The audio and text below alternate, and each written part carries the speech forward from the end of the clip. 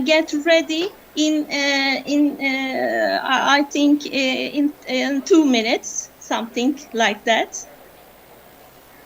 Okay. I'm not going anywhere. I'll be waiting. No problem. Okay, great. But see, where are you from? You're obviously from the Netherlands, are you, with your name? Christopher, yeah, that's absolutely correct. I am from the Netherlands, but I am in Abu Dhabi. I'm residing in Abu Dhabi, so I'm calling in from Abu Dhabi. Oh, okay. And what's your sort of background? What's your expertise for this panel? My expertise is across the energy value chain with a focus on hydrogen, low carbon hydrogen, integrating that with renewable energy sources, and integrating that with carbon capture technologies. I have a long background in the oil and gas industry, so I understand the conventional drivers quite well as well. Okay. Oh, excellent. Mechanical engineer by training, and diversified in a bit electrified, so to say, picked up a bit of knowledge on the sustainable frameworks, the EU frameworks, the taxonomies, etc., and how that affects the renewable industry development of projects. Yep. Great. Yourself? I'm in Chile. I'm a mining engineer. We have a very large rare earths project in Brazil. And Brazil is going to be one of the major suppliers of rare earth elements in the next few years. And our project it's the biggest and highest grade project. I'm based in Chile, so really my sort of expertise is more the copper and rare earths supply chain, right. Which is super important for the transition, the feedstock and the materials, the metals for the transition, absolutely. Yeah. And in terms of the Turkey angle, Turkey's a relatively small country in terms of mine production, but there's opportunities there to do midstream and downstream processing to supply the supply chain. And myself and the sustainability team, strategic sustainability team of Arcangerialis, used to be SNC-Lavalin. Oh yes, yeah, know them well. Yeah, exactly. Quite well known in the mining industry. They got a strong presence in South America in the mining business. They got rebranded 23. So from SNC-Lavalin to Arcangerialis, and a few other brands got roped into that. How long have you been with them? 3 years. 3. Oh, okay. Yeah. One of our directors, Anne Landry, she was with S&C at the end, and she was part of the solution rather than part of the problem. Right. And Atkins Reals, they quoted on feasibility work for our project. So you know quite well. Yeah. Yep. I'm involved with an industrial decarbonization program through the EBRD with our sustainability team in London, in Turkey. So that's just that's my angle into Turkey. Okay. Yes. So are we ready, Kasia? Hello. Yes. Hello. Ready? Oh. Yes. Hello. Great. I'm the panel's manifestation in person here, so it will be interesting discussion between, people here in the room and you guys online. Yes. First of all, thank you very much indeed that we can building this panel because of you. So actually, it's you are an important value today for us. Thank you very much indeed for your support.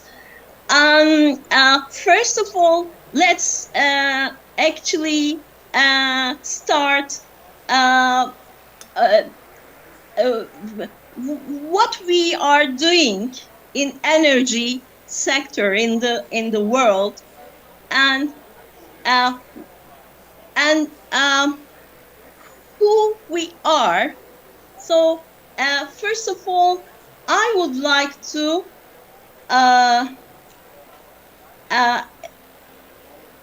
first give our speaker, Mr. Christopher Eger, and I would like to introduce him. He is our first panelist. Actually, Christopher Eger is our guest, is an expert investor in a highly strategic area for the world and our country for critical minerals. And Mr. Eger has over 30 years of significant professional experience in the mining sector in Australia and South Africa, encompassing roles as an engineer, entrepreneur, and project finance manager. After completing his MBA in Paris, he worked in mining project finance for Rothschild in Australia. He became co-founder and CEO of Monterrico Metals, which uncovered the value of the Rio Bianco copper project in Peru and was acquired in 2007 for approximately 200 million US dollar. And Mr. Eger moved to Brazil in 2016 to develop Resaro Strategic Metals, where he remains. We look forward to hearing from him about emerging trends in critical minerals globally and their impact on the global energy matrix. The global debate surrounding Ukraine and Greenland's critical mineral reserves is intensifying. Of course, there has been a significant shift in perception in this area in our country as well. Thank you, Chris. We are happy that you are with us today. Thank you. So please, this is your turn. Okay, thank you very much for the Thank introduction, you. kind words. I'm very much focused on we're at the beginning of the supply chain for principal metals, titanium, rare earth elements, and copper and cobalt. Now, all these elements, the key element for energy transition is actually copper. And Turkey, for example, produces about 120,000 tons of copper per annum from 3 different mines.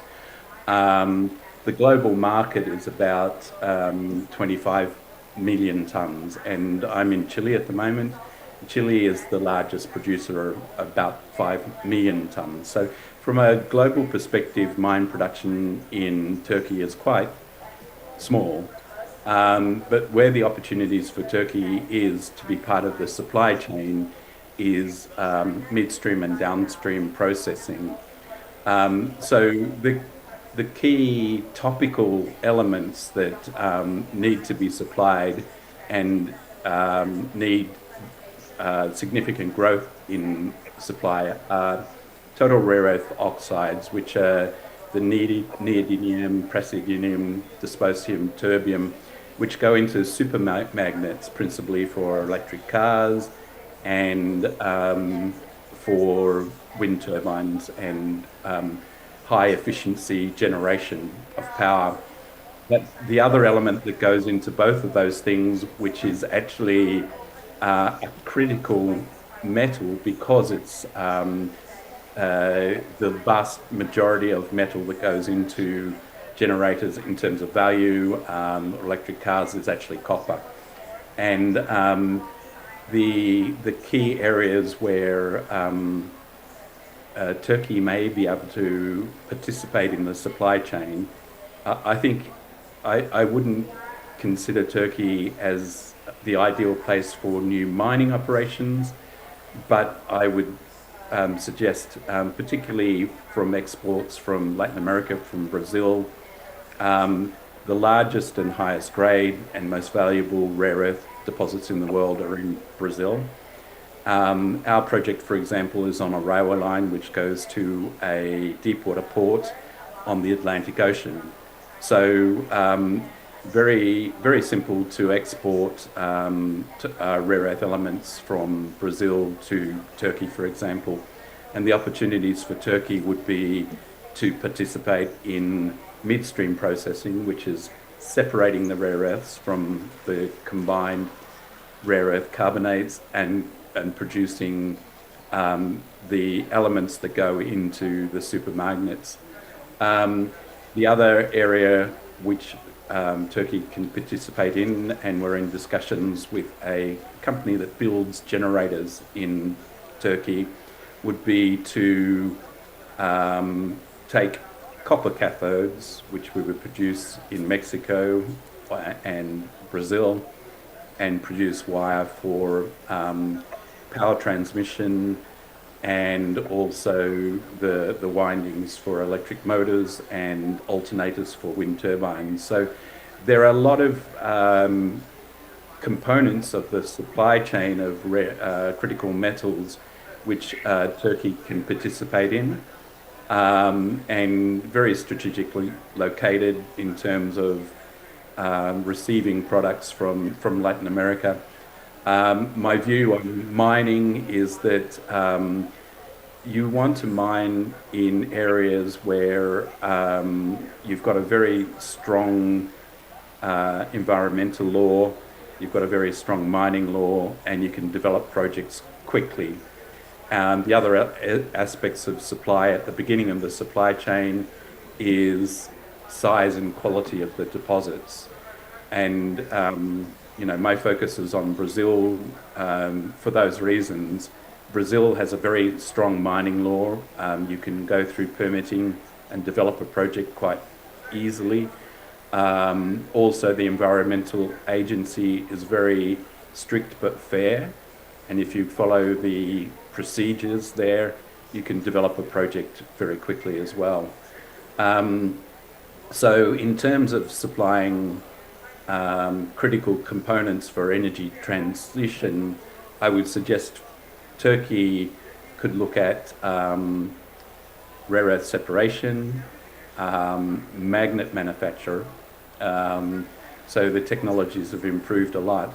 And it's all about replacing supply of particularly total rare earth oxides from Chinese supply, and breaking that supply chain, establishing a new supply chain into Europe. We're in discussions with a number of the auto manufacturers, particularly in Germany, who require the magnets. So ideally speaking, I would think Turkey's role could be in the midstream and downstream processing and value add for rare earths, and also potentially in wire manufacture, copper wire manufacture for electric vehicles, alternators for wind turbines, and power supply, because a lot of copper goes actually into reticulation of power. And obviously with the increase in electric car usage, power consumption is going to go up considerably in Europe. Thank you, Chris. Actually, it was quite important dimensions of critical minerals.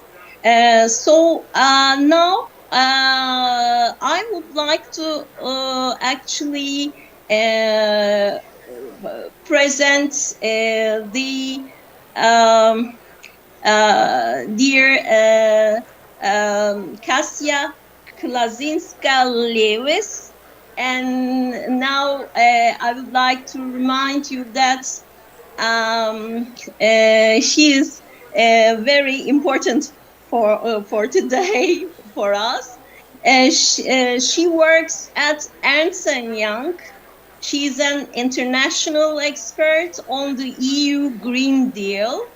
She manages cross-border projects related to decarbonization and sustainability. Her focus areas include sustainability and climate change. Her office in Warsaw, in Poland. She has many years of consulting experience in international regulatory regimes and sustainability law related to energy, climate change, and the environment. She has extensive knowledge of the EU Green Deal, helping organizations understand its impacts, manage risks, and implement adaptation strategies that often involve deep transformations, decarbonization, and changes to global supply chains. Her work focuses specifically on emissions, trading, carbon border taxes, sustainable corporate governance, supply chain accountability, and sustainable finance. Since 2013, she has been a leading international lawyer and consultant, particularly in the field of climate change law. She is a highly accomplished woman, and we are proud of her. Cassia also graduated from Harvard Law School, where she was appointed a Common Fellow for Academic Excellence. She is a member of the New York Bar Association. We see her splitting her time between Europe and North America, and now she's at the COP. Thank you. Thank you very much. Yes, Cassie, you are doing great. Congratulations. Thank you. As a woman, I appreciate it. Thank you very much, and I really appreciate the kind invitation. Okay, so you would like me to now give some introductory remarks, yes? Okay. Yes, perfect. definitely. Perfect. So I would like to focus on the topic of climate change and carbon pricing regimes. This is a very important topic for Turkey, well, globally, but let's take a closer look on Turkey, as Turkey is actually working through different considerations of setting up its emissions trading system. So we can also discuss it in the broader context of what this will mean for supply chains, but let's maybe specifically focus on, key considerations for a country like Turkey to introduce its own emissions trading system. So as you are aware, the EU introduced its, we can call it carbon tariff, it's called EU Carbon Border Adjustment Mechanism. And this is one of the impulses that countries like Turkey have in setting up their compliance carbon price instruments. Because if they have a carbon pricing system in their own country, that price can be deducted from the price otherwise collected by the EU in connection with the imports into the EU. So let's say if Turkey produces steel and exports it to the EU will collect this carbon tariff at the border. But now, if that producer can demonstrate that they paid carbon price already in Turkey, the EU will exempt them from this price. So obviously, politically, it presents a very good case to advocate for and implement domestic carbon price, because those revenues will stay at home, right, and can be channeled into some into some important objectives, like for instance promoting decarbonization. So, typically introduction of new taxes, new form of levies, it's very controversial. But in this case, I think the case is quite clear why this makes sense. So this is obviously one of the most important triggers for Turkey to be considering implementation of its ETS. But I can definitely share with you that this is a trend that we're seeing globally, across Southeast Asia, across South America. So actually Brazil, our host of this year's COP, they already adopted the framework law for their own emissions trading system already almost a year ago, in December of last year. So now they are working through different implementation measures, and the whole system is supposed to become operational within maybe 3 years from now. So this definitely is a global trend, and so Turkey can look at the examples of other countries and see how they designed their systems, how those systems evolved, what were the maybe mistakes, what were the lessons learned, and they can leverage that experience to implement a system that hopefully will avoid those inefficiencies. Also, in case of Turkey, an important consideration is, because of the importance of the EU, Turkey might actually be thinking not only about, setting up its own ETS and designing it from scratch, but maybe perhaps looking at the EU and trying to design a system that is similar, with a hope to maybe link those two systems in the future. So linkages of the individual emission trading systems are a very important trend. You might have heard that the EU is now working on linking its EU ETS with the UK ETS. So this will be, kind of a way for the UK to go back to the EU, right? Because the UK used to be part of the EU ETS when they were still a member. Then they left, they set up their own system, and now they're working on linking the two again. So for Turkey, this might be an interesting consideration, to have a wider market, to have those two systems linked. There are many advantages for that. So one advantage is, for instance, that the individual importer would not to demonstrate that they paid carbon price in Turkey, but they will be automatically exempted from everything, right? From any CBAM due. So this would be a very, very helpful simplification. But then on the other hand, there are also some things to be maybe conscious of, or a little bit, that pay attention to. So for instance, the EU ETS is a very, mature system. It has been around for 20 years, like literally this year it's 20th anniversary. And it has been a system that was constantly evolving and gradually becoming more and more complex and mature. So I was, for instance, working with the Ukrainian government, who are in a very similar position when it comes to carbon pricing, and their intention was to look into implementation of a system that is very much like the EU ETS. But what we have discovered throughout this project was that it's quite difficult for a country to, adopt a system like the EU ETS from day one. Right, because in the EU, the EU already started. When they started with a system that was way simpler than what we have now, so that the companies could, gradually learn, and the system was gradually becoming more complex. But it was, it was like step by step. So the last country to join the EU ETS, to join the EU, and then the EU ETS was Croatia back in 2012, so well over a decade ago. And back in 2012, the EU ETS was way simpler. So since then, we haven't had a case where a country would join, the EU ETS with all of its complexities. So that's definitely something to consider, and potentially a solution for that would be to implement or introduce the same mechanisms as and institutions like the EU ETS has, but make them way simpler from the beginning. So, for instance, initially, Turkey would probably want to give a lot of free allocation, right? Instead of having companies pay the full carbon price.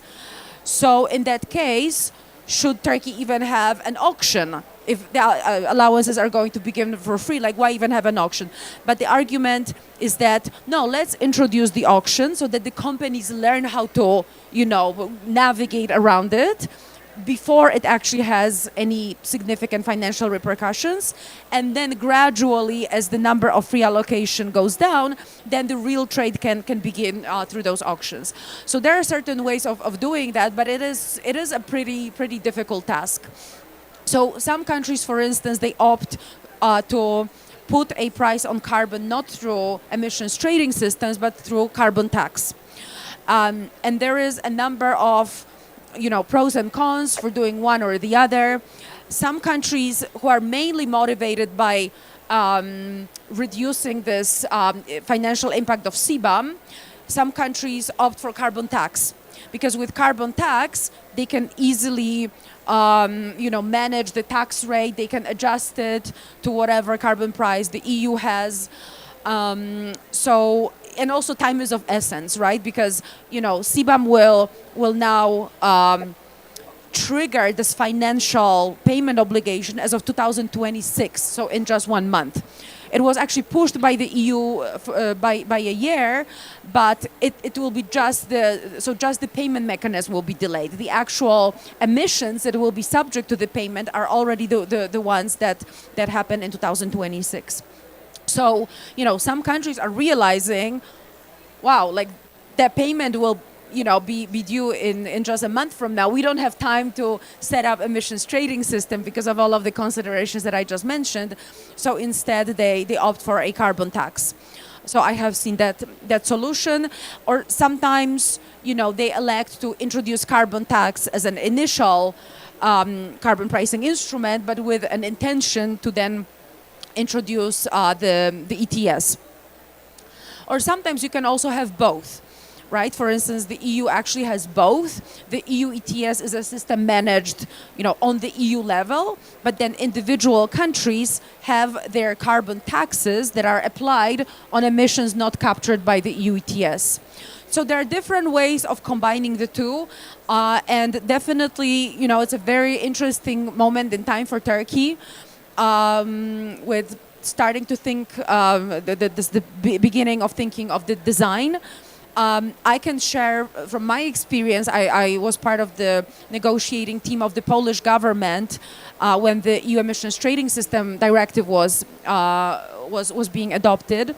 So I can tell you, I don't know what kind of professions you represent, but I can tell you that this will generate a lot of work in Turkey, for individual companies who will have to, learn everything about the compliance, introduce advanced monitoring, reporting, and verification measures, learn how to trade in the allowances, so there is a whole new, marketplace, right? Because an ETS is a marketplace. So there will be a lot of work around the design, around compliance. So definitely Turkey will need a lot of experts in this field.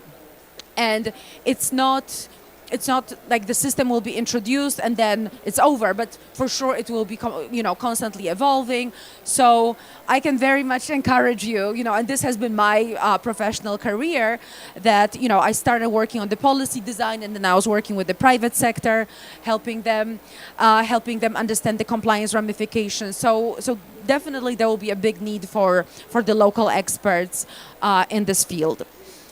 And then another interesting, there's a number of interesting trends, but maybe I will mention, because I started telling you about this, the linkage between the EU and the UK ETS. So we're definitely seeing this as a broader global trend.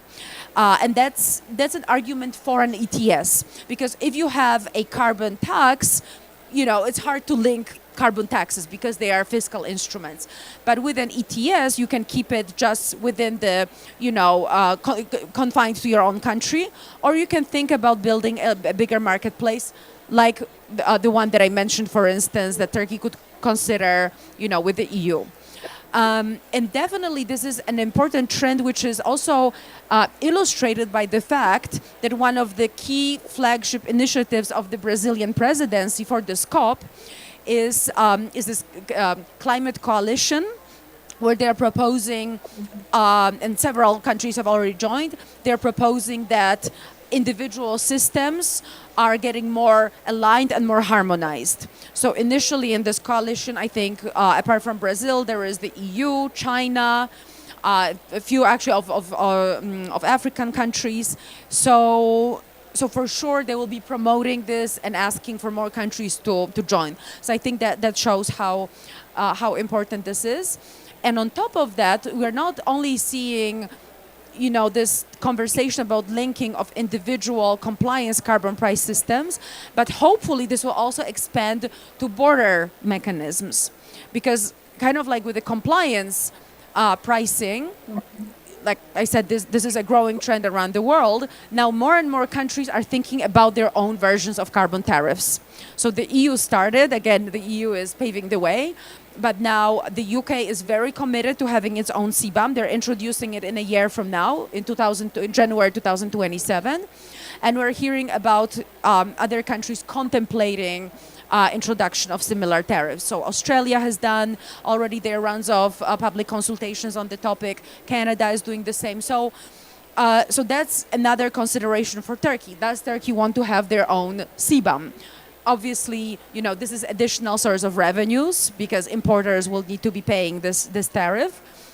On the other hand, to what extent this might lead to distortions of international trade and supply chains. So there are those different, sometimes conflicting objectives that need to be considered. And the whole policy design should be very much underpinned by very diligent impact assessment on the monetary side of things, but also from the overall perspective of the burden and the administrative hardships that will need to be now fulfilled by the companies. So with CBAM, for instance, I don't know if any of you works in this field, but for CBAM, the main complaint, well, actually maybe not, the key complaint on top of this additional price that will be incurred is that the companies now have to go through all of the reporting hassle, and it is a lot. And then if, let's say, in Turkey, you have your own carbon price regime and you monitor your emissions and you report them, it might turn out that to report your emissions for the EU CBAM, you have to do completely different, you have to have a completely different approach. So, and that's just one EU CBAM. Now you also have the UK CBAM and other CBAMs. So think about those producers, right, that now, they're doing all of their, diligence, but now they will have to keep track of all of those different reporting protocols and frameworks. And so the WTO is really concerned that this will be distorting international trade just from this compliance and reporting perspective. So these are all very, very important salient points that Turkey has to urgently consider. And I'm very happy to see that this discussion is very much progressing. And there is a mountain of work ahead. Maybe I will just conclude by saying that we were just discussing here compliance instruments. But then on top of that, you also have voluntary carbon markets. You have Article 6 of the Paris Agreement carbon market. So these are important instruments to be considered in conjunction with a compliance carbon price. To what extent Turkey wants to, for instance, allow voluntary carbon credits to be used for its ETS compliance.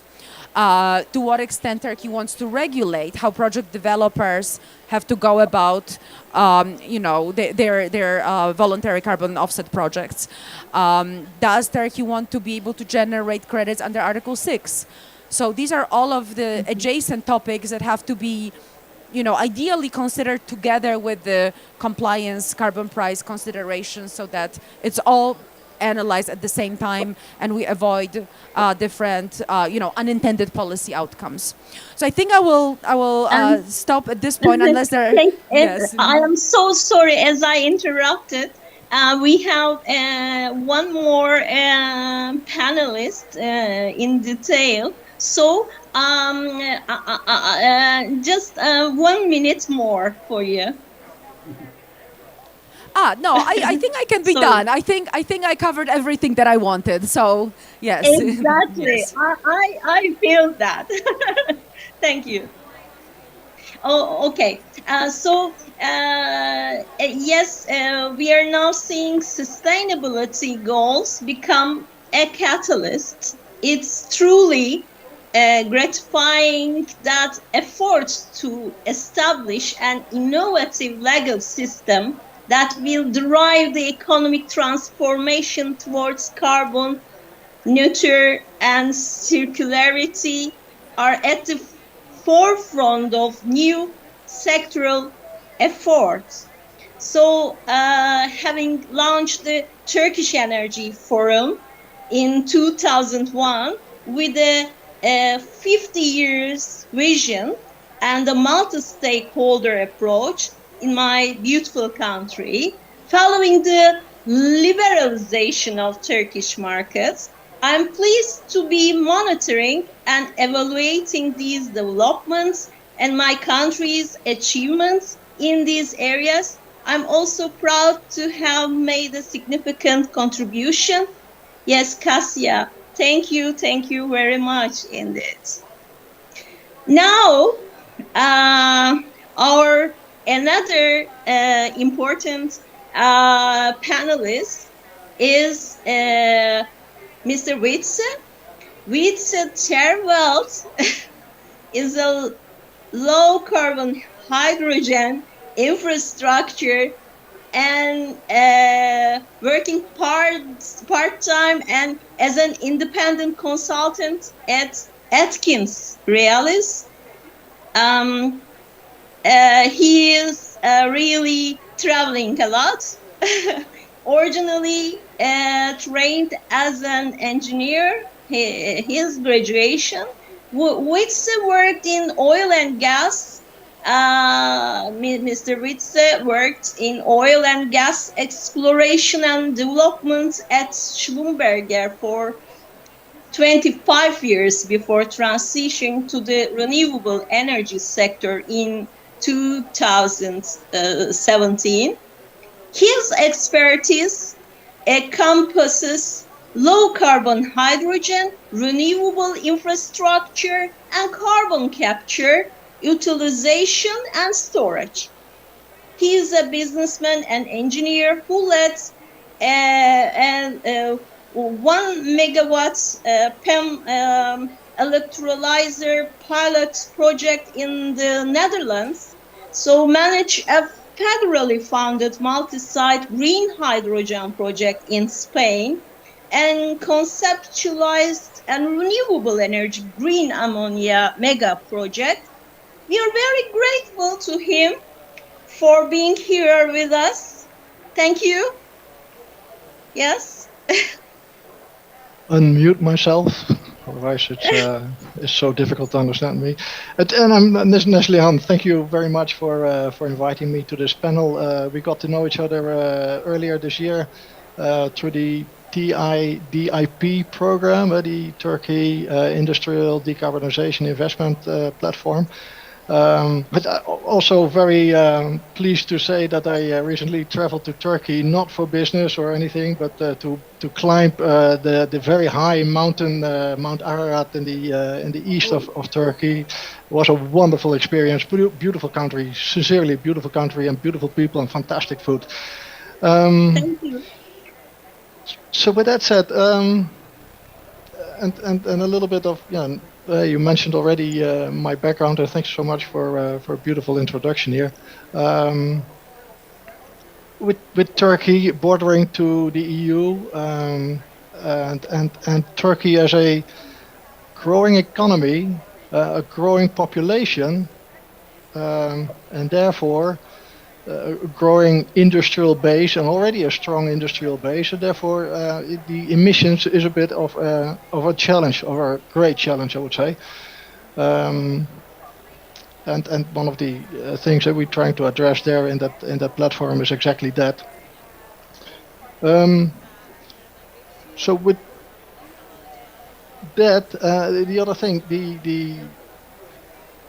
the recent discoveries from my my previous career, so to speak, I was well aware of the discoveries in the Black Sea of vast quantities of natural gas, as well as Turkey being connected through pipelines with Central Asia and Iran, transporting vast quantities of natural gas through the country via big pipelines and into the country for energy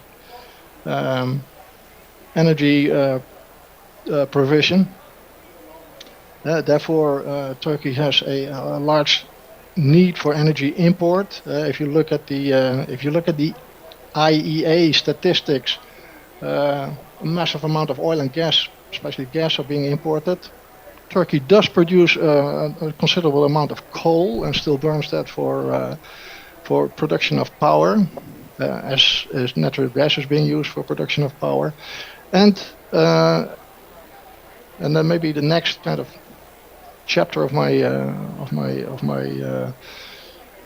speech is then that we already see a shift in the energy mix within Turkey from predominantly coal, natural gas towards renewables, where wind and solar are picking up a nice piece of the pie. Solar, of course, Turkey having a vast amount of land available, as well as sunshine throughout the year, as well as hydropower with the rainfall, the snow caps, and the mountain sort of region where you can contain water at a certain level, at a higher level, and then release it through turbines and generate power. Hydropower, if I'm not mistaken, is about 20% of the total electricity mix at the moment, and increasing. So shifts are taking place already over the last 5 years, 10 years, and with that, with what Kasia just explained to us, with the ETS, the EU ETS, the UK ETS, other countries adapting similar sort of things, Turkey adapting a trading system of sorts. Slowly but surely, I think most of us, or maybe not most of us, but surely but slowly, I think policymakers, decision makers are adapting to the thought that CO2 and greenhouse gases do have a cost associated with them, and whether it is a cost of them being released into the atmosphere, which then boomerangs back at us with higher insurance premiums, water scarcity, and other effects of a warmer climate, or it comes back, or we implement a cost proactively and try to prevent this kind of climate change effects by implementing a cost to carbon. What and how can Turkey adapt to both energy security, being less dependent from neighboring countries, but at the same time not be dependent on a renewable energy source when the sun goes down or the wind stops blowing, that you're still left without. With the found natural gas reserves and the connections to other countries through pipelines, as well as the development of renewable energy sources within the country, there is an opportunity, especially for Turkey, but for other countries as well, to combine and to cluster those efforts. I recently did a study where we looked at combining or clustering a green hydrogen ammonia plant together with a conventional power plant. It's a fact that the more CO2 you have in the exhaust gases, what they call the flue gases of a power plant, the less intensive it is to capture that CO2. So a regular power plant gets its air from ambient air, burns then the natural gas and generates steam and power to make electricity, and then the exhaust gases, what they call the flue gases, they contain about 3 to 4% of CO2. Not a whole lot in the big scheme of things.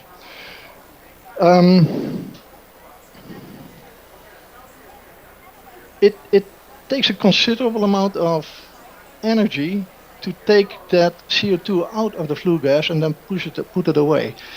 If you increase the amount of oxygen going into the inlet of the power plant, it actually also increases the amount of CO2 in the flue gas, in the exhaust gas, and that makes it less intensive to take out the CO2. So you could use the oxygen generated by a green hydrogen plant.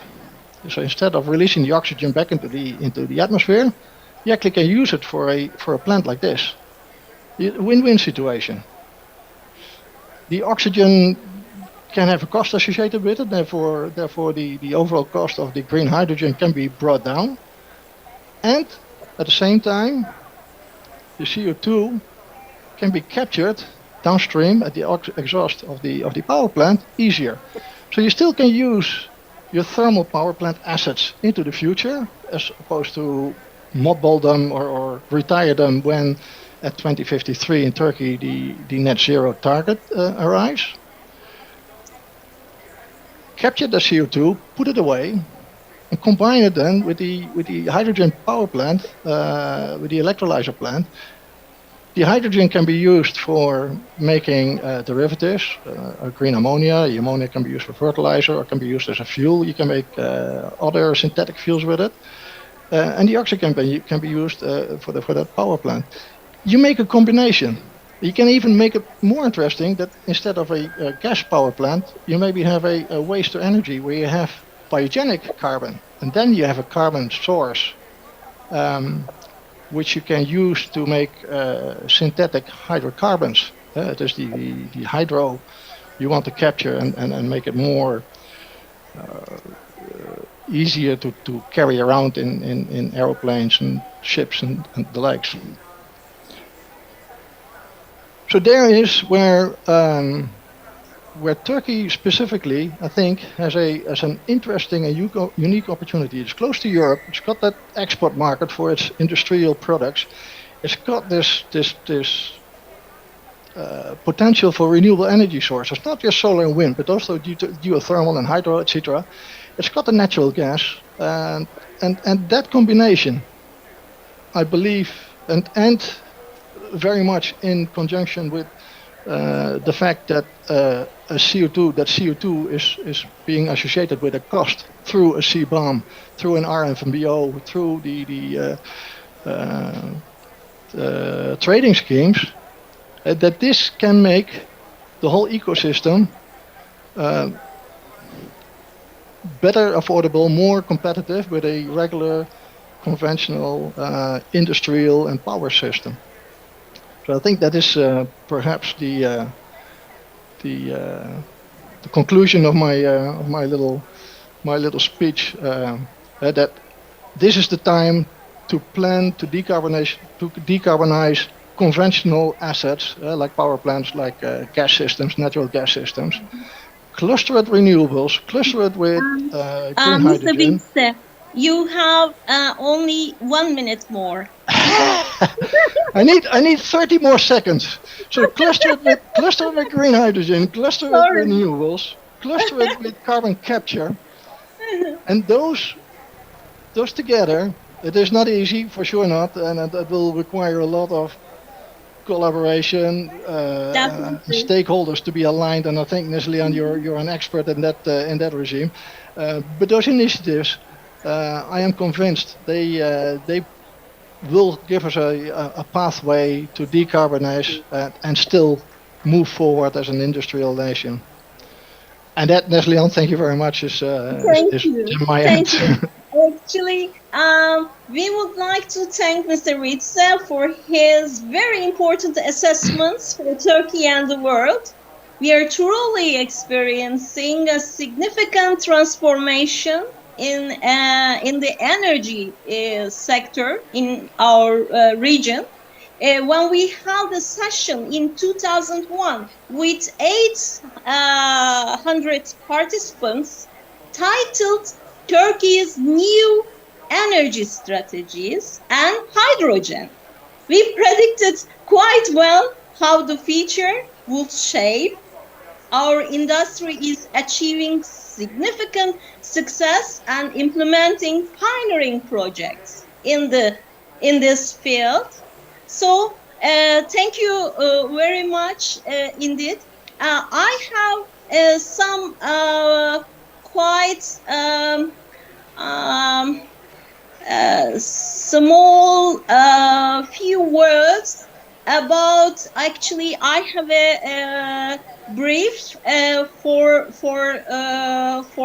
this panel concerning 8 pages. But our time is quite limited.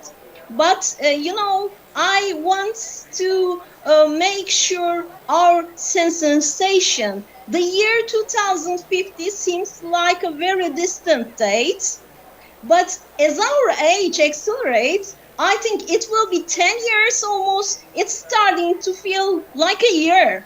And I think we need to calm down and dedicate our energies to more meaningful and well thought out goals. We simply need to build a more sensitive and conscious life for the future as a world. If we continue with this approach, even if we manage to settle on Mars, we will encounter the same problems and hold summits there as well to resolve the problems that have accumulated over the years through multi-stakeholder structures. Yes, we should think about the fish in the oceans, the people in Africa, and our own countries when making our investments. Taking all these criteria into account, a new philosophy, whatever the constitution is, we must build it. It's for these reasons that I see the COP summit as a very valuable endeavor. I really wanted to come to Brazil, but unfortunately, due to the distance and the length of these summits, I'm not with you. I apologize. My follow-up since the 90s shows that remarkable developments in this field have emerged as a result of these COP initiatives. I have a combined knowledge base, and I love speaking and engaging others, especially in the energy field. We know how significant a power the energy sector wields in global economic matters, and we must truly utilize this power effectively. Beyond technical presentations, I believe it's far more important to share what we have experienced during this 1 hour. Humanity shouldn't turn COP summit into mere tourist attractions. Now, these esteemed speakers, finally, we are at the end of the panel. Actually, there are so many questions, so many briefs more, but our time is limited, like in the world. So we have to do something more better.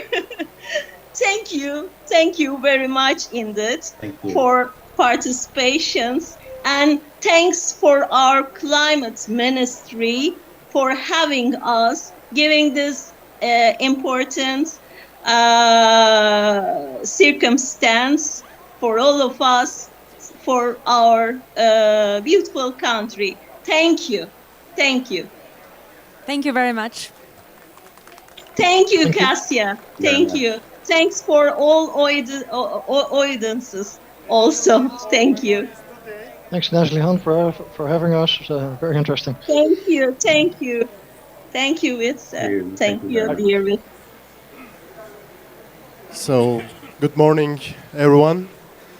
Welcome to our session today on building green markets for the energy transition, on regional pathways and cooperation. Great to have you here today. I also see a huge line for the calligraphy, but it's good that we have also some great audience here at the same time. So, as you already know, we are here in Belém. We came through many struggles here, but we will make it worth with this discussion. And as you know, this COP is the implementation COP. So the countries are shifting from setting only ambitious targets to executing them. So maybe we will not see many big pledges, but there will be some sharp discussions, conversations, and we will see certainly clear roadmaps for the countries. So in this context, today we will explore in general how the EU, Turkey, and global integrity initiatives will like the Integrity Council are shaping the next generation or the carbon market cooperation in general between the global north and south. The idea here is to remove the barriers for the carbon markets and reducing the fragmentation so that everyone can have a reliable price signal.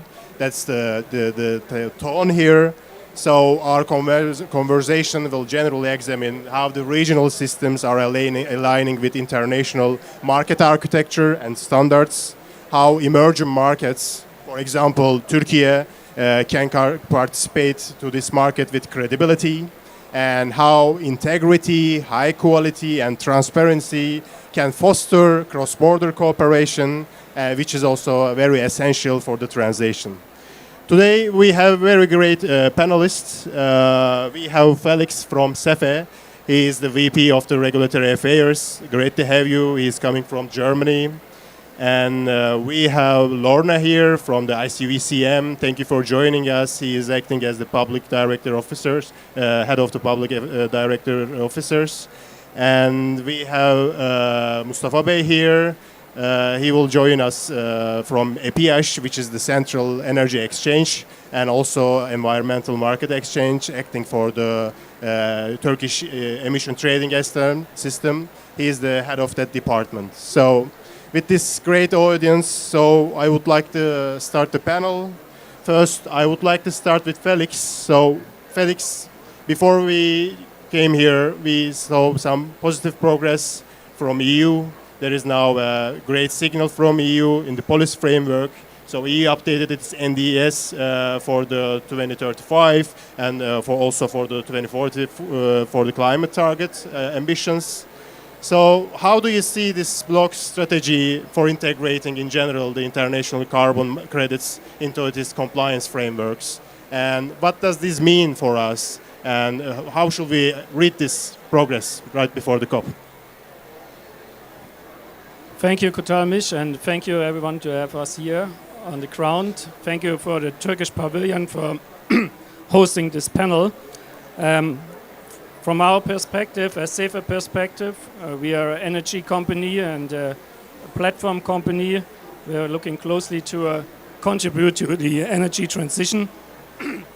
To the energy transition as well as our own and those of our customers. We like to support them as much as possible. And regarding your question, the new EU NDCs, they were hardly discussed and negotiated on the very last run last week. So, we just sent it, or you sent it, the approach for the climate targets for 2035, which is 66% up to a 75% reduction in 2035. So the real number will be delivered later. And for the target by 2040, it will be 90%, as the negotiated commitment of the EU Council said. And this includes a 5% flexibility from high quality international carbon credits. And this is exactly what the industry needs, what the energy industry needs, as well as our customers. Because at the moment, all of the solutions which are favorable maybe favorable from a technical perspective in the EU, they are not affordable. And we have a big discussion in the EU about talking about competitiveness and also affordability, as I mentioned before. So we see it as a real pragmatic approach from the EU to come up with this flexibility and help the EU to achieve their targets. One last sentence about the pilot phase, which is also negotiated, which should start in 2031. We would be appreciated if we, of course, could support governments and customers on that. And we think this is necessary to have such pilot phase to exactly know how to integrate international carbon credits in the achievement for the targets. Thank you, Felix. So we definitely see some clear, ambitious targets from EU perspective, and this is definitely a bold signal to the markets, carbon markets, which is a great signal. Now I want to turn to Turkey, Mustafa Bey from EPİAŞ. So as you can see, we see a clear, ambitious links to the market instruments from EU. But we also know that Turkey is now launched its emission trading system following the adoption of the Turkish emission trading system related to climate law. That was like a roller coaster. We had to follow it all the time. It was about to publish, it was about to launch, but now it's there. Now it's time to talk more about it. So in this regard, I just want to first ask you to set the basis related to Turkish emission trading system, and how do you see Turkey aims to achieve its general emission trading system with concrete outcomes, and what should we expect in terms of the climate action and compliance related to Turkish domestic ETS system? Thank you. I don't know how it seems from the outside, but a roller coaster is going on for us inside. Because the legislations are not over yet. Even the law has been adopted by the parliament in July. The sub-legislations are still going on to be finalized. That's why, yes, we can talk about launching the system in January, but in like 1.5 months, we need to finalize all of the legislations. And we need to finalize our system in terms of technological infrastructure, but we are ready to set, no problem. So in the final steps of roller coaster we are experiencing. Yes, as we also talked about the climate law, even it's adopted like a couple of months ago, EPİAŞ was trying to build up the system like for 3 years, more than 3 years. Because there is this corporate institutional capacity building and technical infrastructure building. So it took years for EPİAŞ to come to this point. So when the law was adopted, we were already set before this time. And regarding the goals of the ETS, Turkey's ETS, we can talk about 3 main pillars. One is, of course, the climate ambitions of Turkey.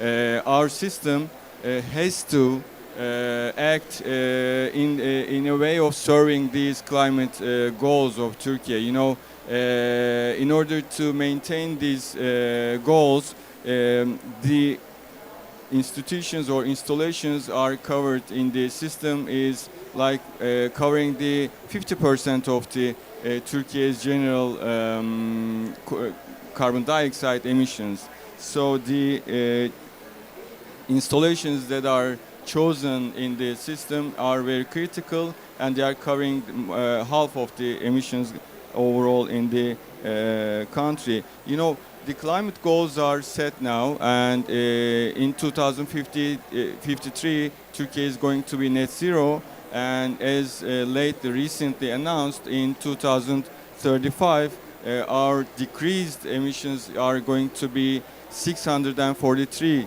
tons. 100,000 tons. So the emissions trading system has to create a price signal to help this journey accomplished. In second, the ETS is effective also in exporters world. Turkey is an exporting country to EU, and the ETS shouldn't be an obstacle for the exporter installations. Once it is designed to help exporters' life easier, even it can help them to compete more against the non-compliant countries. So the ETS is going to cover only CBAM sectors in the pilot phase. So when we look at these sectors' export volume to EU, it's more like 40% of our export is going to already is going to EU countries. So EU ETS and Turkey ETS have to be compliant with each other. So only in this way our exporters benefit from EU ETS. And lastly, Turkey ETS is a financial instrument for our climate goals. The market players are going to sell and buy from each other, but in primary markets they are going to buy from the ministry itself. So the ministry is going to accumulate some kind of revenue in order to deliver it to the green transition projects. And in the climate law, it's explicitly announced that the revenue accumulated from these projects are only going to be used for green transition. And it's such a safety for the green transition projects to come to life. And having this so explicitly in the law is a real safeguard. And according to the Ministry of Trade, there's a forecast published. And when the price is forecasted like 50 euros, it's a forecast. When it's like even around 50 euros, there are the 1.5 billion euros are going to be accumulated until 2032. This shows us that a functional ETS and a functional reliable price is definitely going to help ETS participants to monetize their already set projects, and newcomers to green transition projects are going to find the needed investment very easily, I guess. Thank you. Thank you, Mustafa Bey. So you clearly showcase here how to stay compliant with CBAM-related regulations and CBAM sectors, and Turkish ETS will definitely serve into this purpose. And in this regard, the cooperation between EU ETS and Turkish ETS is also critical, as you suggested. And at this very point, what is also important is, I would like to turn to Lorna. And so, yes, designing the system, having the system is important, but at the same time, in the end, on the ground, all these credits, all these emission verification systems, we should have high quality, high integrity. So to ensure this, from Integrity Council, what do you offer? How do you see this? How you can help set these global benchmarks, especially for the emerging markets? What's your approach? Thank you, and good morning, everybody, and congratulations on the progress that you've been making with your ETS. It sounds a really big step forward. So just, if you're not familiar with the work of the Integrity Council, we are a global governance body for carbon markets. So we oversee programs and we assess programs and their methodologies against our assessment framework. And we also have an ongoing assurance process to ensure that the credits that are generated are high integrity. And by integrity, we mean not just removes and reduces verified emissions, but also supports sustainable development and nature as well. So for us, it has to be all three in order to be high integrity.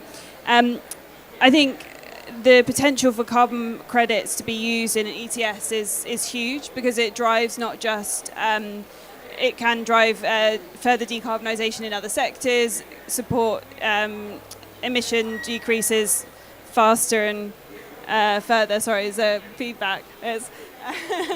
And But I think one of the really crucial things is it's underpinned by high integrity, especially when it's in an ETS system. And that's where we've been working with various different governments to support them to identify high integrity credits that can be used within their system. So, for example, the UK published a consultation earlier this year. They're looking to use the CCPs as a baseline for their ETS credits, and then they may, in addition, add further criteria on top of that. But it ensures that the credits that are being used in the system and bought by companies are easily identifiable as high integrity, and ensures that there's verified emissions reductions behind them as well. Thank you, Lorna. So it's also a very clear message, and it shows the importance of the integrity and how they can stay compliant by respecting those standards. Now I want to turn to Felix. So Felix, well, we saw the Turkish industry is getting ready for CBAM-related impact and with the EU ETS. But I would like to ask you how the voluntary carbons in Europe or in Germany play in complementing the EU ETS, especially for industrial sectors. So how do you see this? Is there any room for them?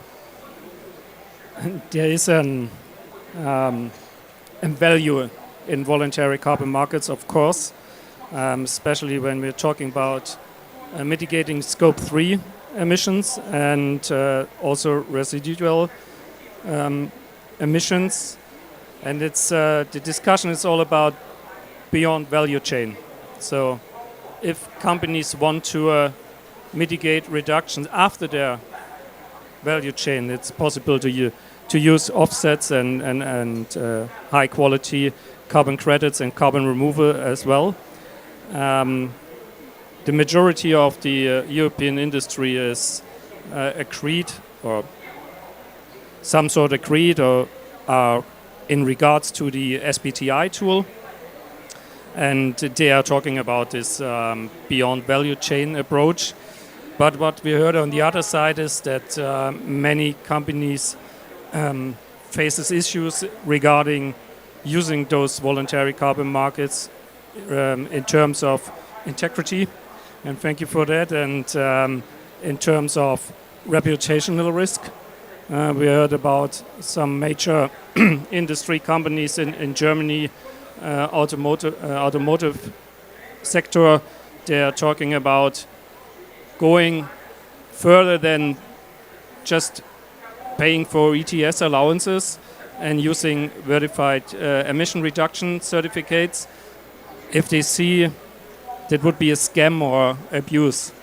Then they have the reputational risk.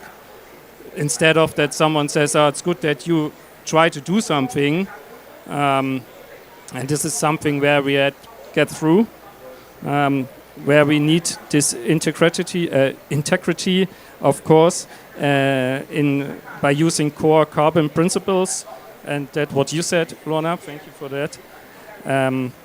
For us, we see voluntary carbon markets as not only as a combination. We talked about that. We see that some of those certificates, especially when it's about carbon removals, long-lasting carbon removals, they should be included into the ETS, so that we not only have allowances paying for combusting CO2, but having real impact by using those certificates, knowing that there's a project behind it and this project delivers. So this is where we have to go. And I think this develops well in Germany as well as in Europe. Thank you, Felix. So VCM indeed will play also important role, although there are some very deep discussions behind it. And just going back to Turkey, so Turkey's ETS development, which will be a key instrument and derive all the climate and financial targets. So just wanted to ask, so far we are making lots of discussions around EU, but what kind of a design should we expect from Turkish ETS?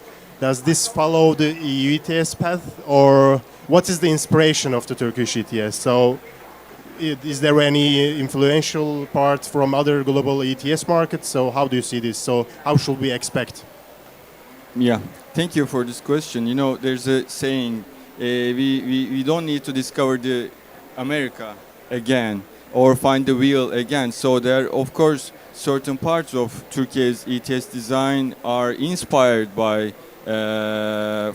inspired from EU and other systems. So you know, there, as far as I know, recently there are 38 ETS systems around the world, but Turkey is in a unique position both economically, politically, and geographically. So again, the system is also a unique one. There are some certain particular functions that are only built according to our needs, but there are also several functions that are taken from global examples. For example, of course, there are two markets mainly. One is the primary market, and the second one is the secondary market. In primary market, there are going to be the auctions held by Ministry of Climate Change and Environment and Climate Change and Urbanization is the full name. And the auctions are going to be there are going to be two parties. One is the ministry, and the other is the participants. But in secondary markets, the participants are going to buy and sell amongst them. And of course, there are going to be futures and other markets in the future. But the market structure is simple: primary markets and secondary markets.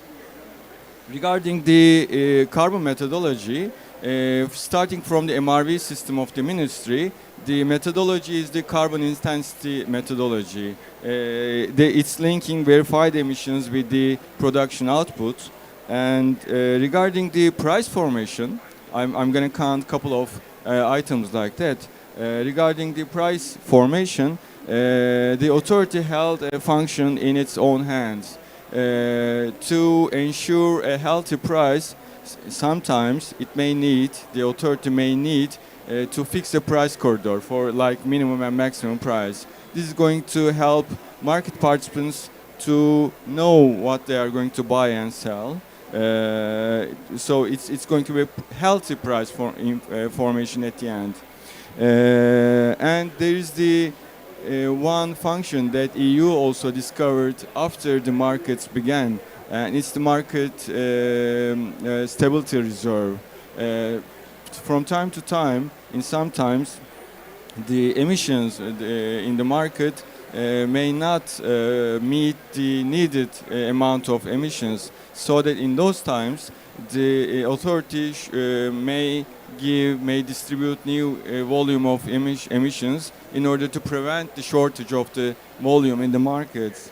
And the complementary carbon price, this is a unique one indeed.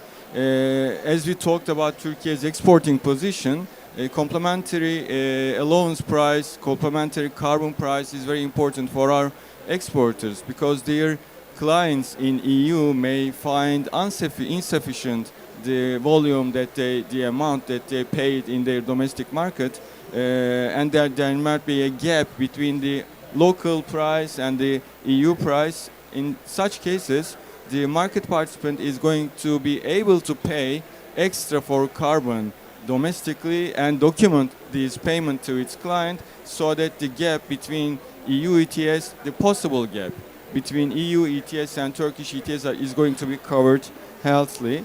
And finally, EPH is already running the markets in power sectors and in gas sectors, and there is this experience accumulation in our company, so that we are already preparing some data sets regarding the carbon as well. We are forecasting and we are simulating how the market is going to function, and before the markets began, we are preparing some data sets for our market participants in order for them to see, for them to analyze and make some forecasts regarding the carbon markets. This is one of our key responsibilities, because the law has designated EPH as the market operator for its own very experience. So we are getting prepared from day one. Yeah. Thank you, Mustafa Bey. Maybe you are definitely then answering the liquidity question in the emission trading system of Turkey, which is also quite promising. And also maybe a follow-up question, we are discussing in Europe the linkage between the UK ETS and the EU ETS. But when it comes to Turkish ETS and EU ETS, do you see any in the short term, any potential linkage between these mechanisms? Maybe at the beginning not price related, but later on, is there any cooperation already? For now, in the perspective of APH is very open one. To example this, we are already working with EX in the institutional capacity building phases of the ETS studies. We are working with EX, Vera, ICR, such organizations in order to build the system ready to integrate between each other. But to speak in terms of the legislation, there is only the perspective for now. After pilot phase, we may see such integration, but I'll have some more information to share. For example, regarding the voluntary carbon markets, I know that they are getting ready to integrate the, for example, voluntary carbon markets with the EU markets, or the domestically developed credits maybe are going to be also free to use in EU. But speaking from now, there's a perspective, there's an idea, vision to integrate the markets, but there is no technical step taken regarding this. Thank you so much. So I want to go back to Lorna and just ask about what Felix mentioned. So there is now 5% target set by EU related to international credits. But mostly from your perspective, as also the quality standards evolve, change and develop, how can generally the project developers can implement their projects today and at the same time meet the future integrity requirements? So we have a target which will take some time, but at the same time the rule book may also change. How should they approach to this problem? I think from a project developer perspective, probably the most important thing is making sure that when you're generating credits, they're acceptable in as many markets as possible, so that you've got this kind of fungibility and liquidity in the market, which ensures that you can scale and you can adapt your market depending on where the demand is. So the EU's target is still to be agreed, but should that go through, I think that would be a huge source of demand in future. But also increasingly, Asian countries as well are becoming a source of demand. I think at COP this week, we've seen quite a few initiatives launched by governments as well.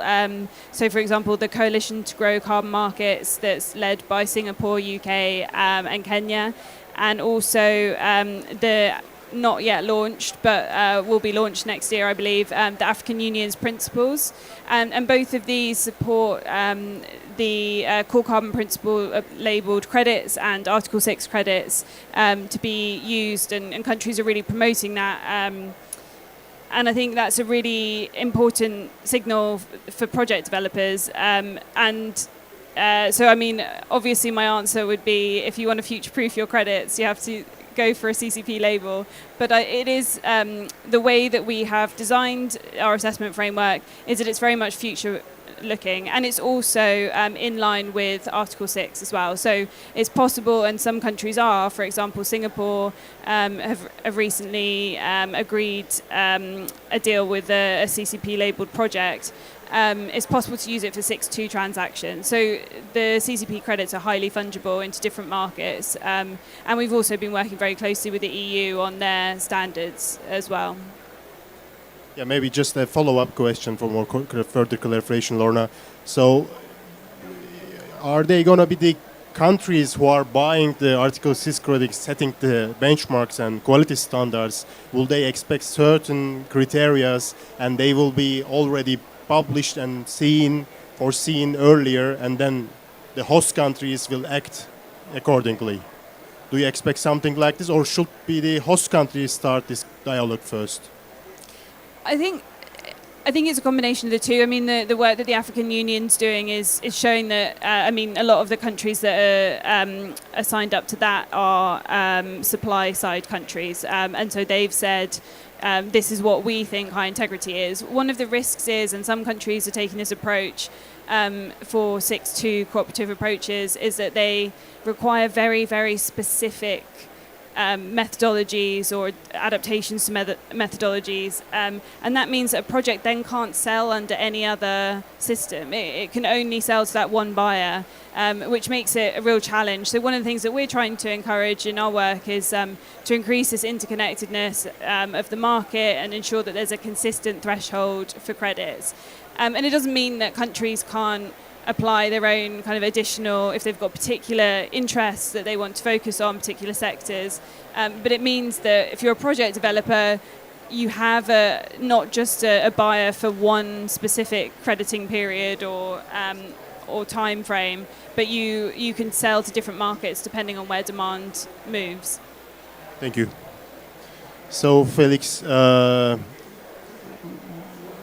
we just answered the question of the cooperation and also the integrity-related questions, but in general, the private sector also plays a very important role here related to shaping the interoperable green market frameworks, and which will also, anyway, enable the cross-border market cooperation and also support the climate diplomacy.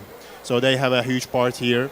And also, of course, since private sector is an early mover in VCMs, so they already played facilitating the cooperation between global north and south. So, but how do you see now, looking at the new also NDS targets, how should we locate the private sector here? Thank you for the question, Kotamish. Regarding the issue between global north and global south, as Lorna mentioned, the developers are sitting in those host countries and they can deliver, but they want to have the best price, of course, and they want to sell in liquid markets.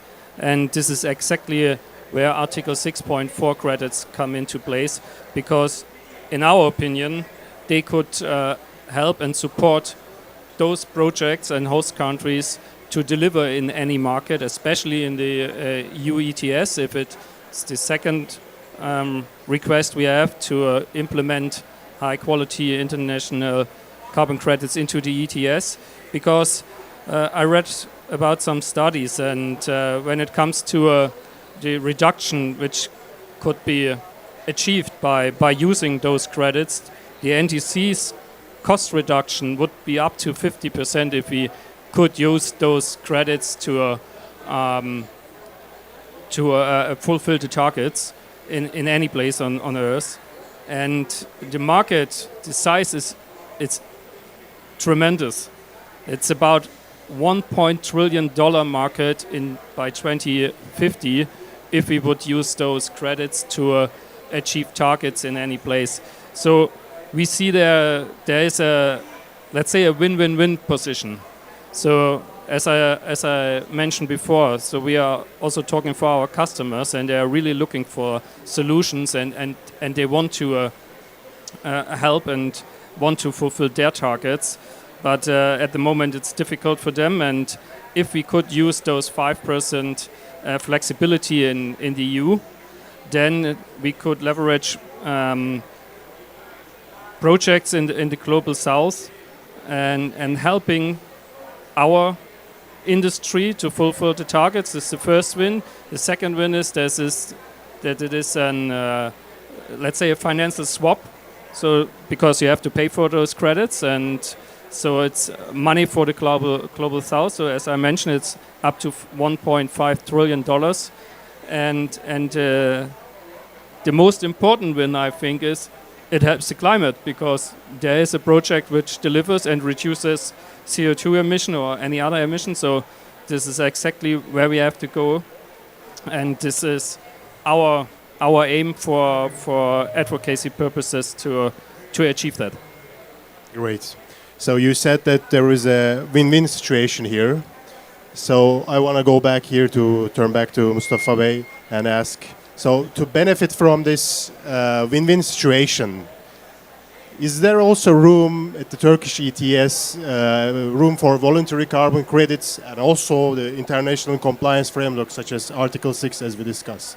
Do you see any room for them in the medium or short term? Yes. The answer is yes. Yeah, this is the most discussed and the popular topic of our Turkey's ETS system. It's a great framework, though. That's why from day one, the legislators are trying to make it as the largest coverage as it can be.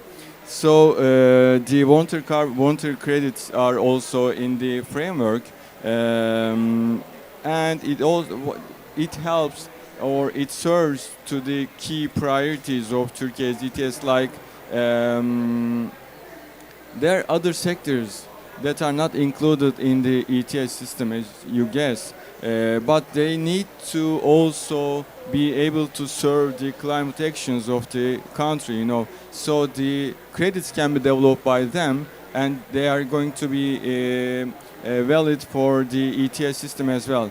But of course there are some certain necessities that should be met by the project owners. For example, the eligible project must certainly be within Turkey. It should be a domestic project. And second, they need to be registered and verified by our local institute, which is Turkish Standards Institute, not by a global project developer or verifier body. And the methodology should be compliant with the international best practices. And in the validity in the Turkey's ETS system, there's of course cap, but it's not as low as in EU system. It's 10%. The maximum amount of the voluntary credits to be valid in the system is 10% at most. In those under these criteria, the voluntary carbon credits can be used against the obligations of the participant installations. So we are going to see the development of voluntary credits, which are indeed going to be called as turquoise credits. We are going from a color methodology. They are going to be turquoise credits. And finally, the Turkish Standards Institute is working for the validity of those credits internationally as well. Yeah, I see. So what you see is this will be definitely, that should be definitely a domestic project, should be developed in Turkey, and then that can be part of the Turkish emission trading system. Definitely. And also, just for clarification, do you see Turkey more like part of on the buyer side or on the seller side? I guess it's going to be a seller side, because in Turkey today, when we look at the voluntary credits markets, the origin of those credits are only renewable energy projects, but there are lots of potential other projects as well, like in agriculture or other environmental frameworks. I think Turkey is going to be a seller country, but we'll see, of course, in the future. For example, in 5 or 10 years, it can be a buyer country as well. Thank you so much. So I want to turn back to Lorna. So Lorna, we see the ambitious targets set by European Union. And so at ICVCM, to what extent do you coordinate with the European Union and also the various regulations in European countries just to ensure the alignment on credit quality and in general the market governance? So do you expect any divergence from CCP standards, from EU standards, or what type of a cooperation do you have in general? So one of the core aims of our work at the Integrity Council is to achieve a globally interconnected but also locally relevant carbon market. And so this means working with different governments to help them to understand how we can ensure that there's consistent standards. So it includes the EU, we've been talking to various member states, the Commission, working with them on the CRCF, various other bits of legislation to ensure that there's that consistency also the UK. I mentioned the African Union as well, Singapore. There's a very long list of countries. We recently, just this week, signed an MOU with Indonesia as well. So we've been working very closely with lots of different countries to ensure that we have this consistent integrity threshold. And one of the things that we've been working on is we have these continuous improvement work programs. There are 13 of these, and these look at barriers to scaling the market in various different areas. So one of the areas was permanence, and how do we ensure that we're making use of best available science and practice and adapting.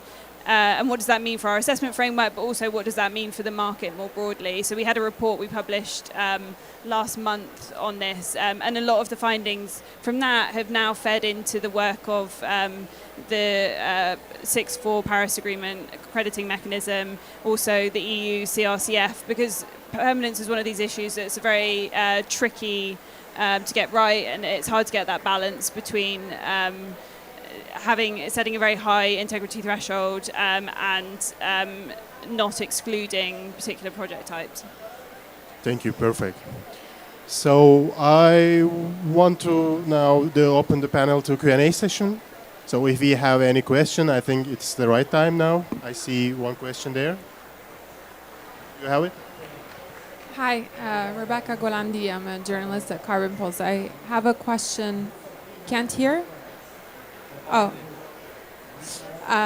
It's about the Turkish CBAM. I was wondering what the plan is there, if there's an update. Is that still happening? Thanks. Same answer for all questions. It's going to happen. Yeah, it's in the plan.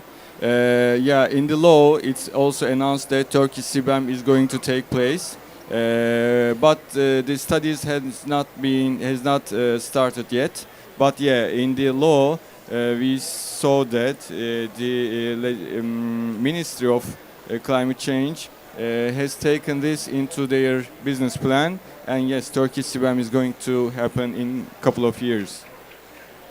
Yeah, we are in the world of CBAMization, and we are seeing more fragmentations on this regard, I think. Any other one? Questions? Okay. If not, I have one last question for each of you. Basically, what is your expectation from this COP? Maybe Felix. My expectation is that we get through about really having some guidance what is implementation and adaptation. And hopefully Article 6.4 is included. I think this COP is very exciting in terms of carbon markets, because there's just been, although there's not so much on the negotiated agenda items, there is a lot of momentum amongst governments around carbon markets, and really what can they do to drive that demand, and how can they scale high integrity credits. And so there's a lot of very exciting coalitions. I mentioned the Coalition to Grow Carbon Markets, the African Union, but also the Brazilian government have also launched an initiative, the Swiss government. So it's really exciting to see all of that happening, and hopefully that will also feed into the market and bring more confidence in terms of buyers. Thank you. I think for example, like 3 years from now, we are going to give references for this scope, I guess, regarding the marketing integration mostly. Of course, we are now today seeing it on voluntary carbon markets. We are talking about integration in VCMs, but I think we are going to talk more about in more serious frameworks of integration in the future, referencing to COP30, I guess. So, based on this note, this is the end of our panel, but in general, what we try to do is conceptualize how the cross-border cooperation can offer any global carbon price and global carbon market. There are various challenges we have now. There are many issues to be resolved, but I think it's better to stay optimistic. So my also expectation from COP is to stay optimistic. Thank you for everybody. Hello. Hi, everyone. We're going to get started. Thank you so much for joining us. We're really thrilled to be here. We have a great panel. I'm Catherine Goldberg. I am a senior fellow with the Net Zero Industrial Policy Lab at Johns Hopkins, and I'll just be moderating. You're all here to hear from the experts. And I'll quickly introduce our panel. First, we have Ms. Jennifer Bohmwolf, who is the head of climate strategies and policy from the United Nations Development Program. Next, we have Ms. Ashana Ratan, who is a senior research fellow with the Net Zero Industrial Policy Lab at Johns Hopkins. And finally, we have Ms. Kate Chai, who is with the Climate Policy Lab. And first, I would like to turn to you, Jennifer. So UNDP played a really integral role in helping countries develop their new NDCs, their 2035 NDCs, and so now is the time to start implementing those NDCs. I was wondering if you could tell us what UNDP is doing to support that.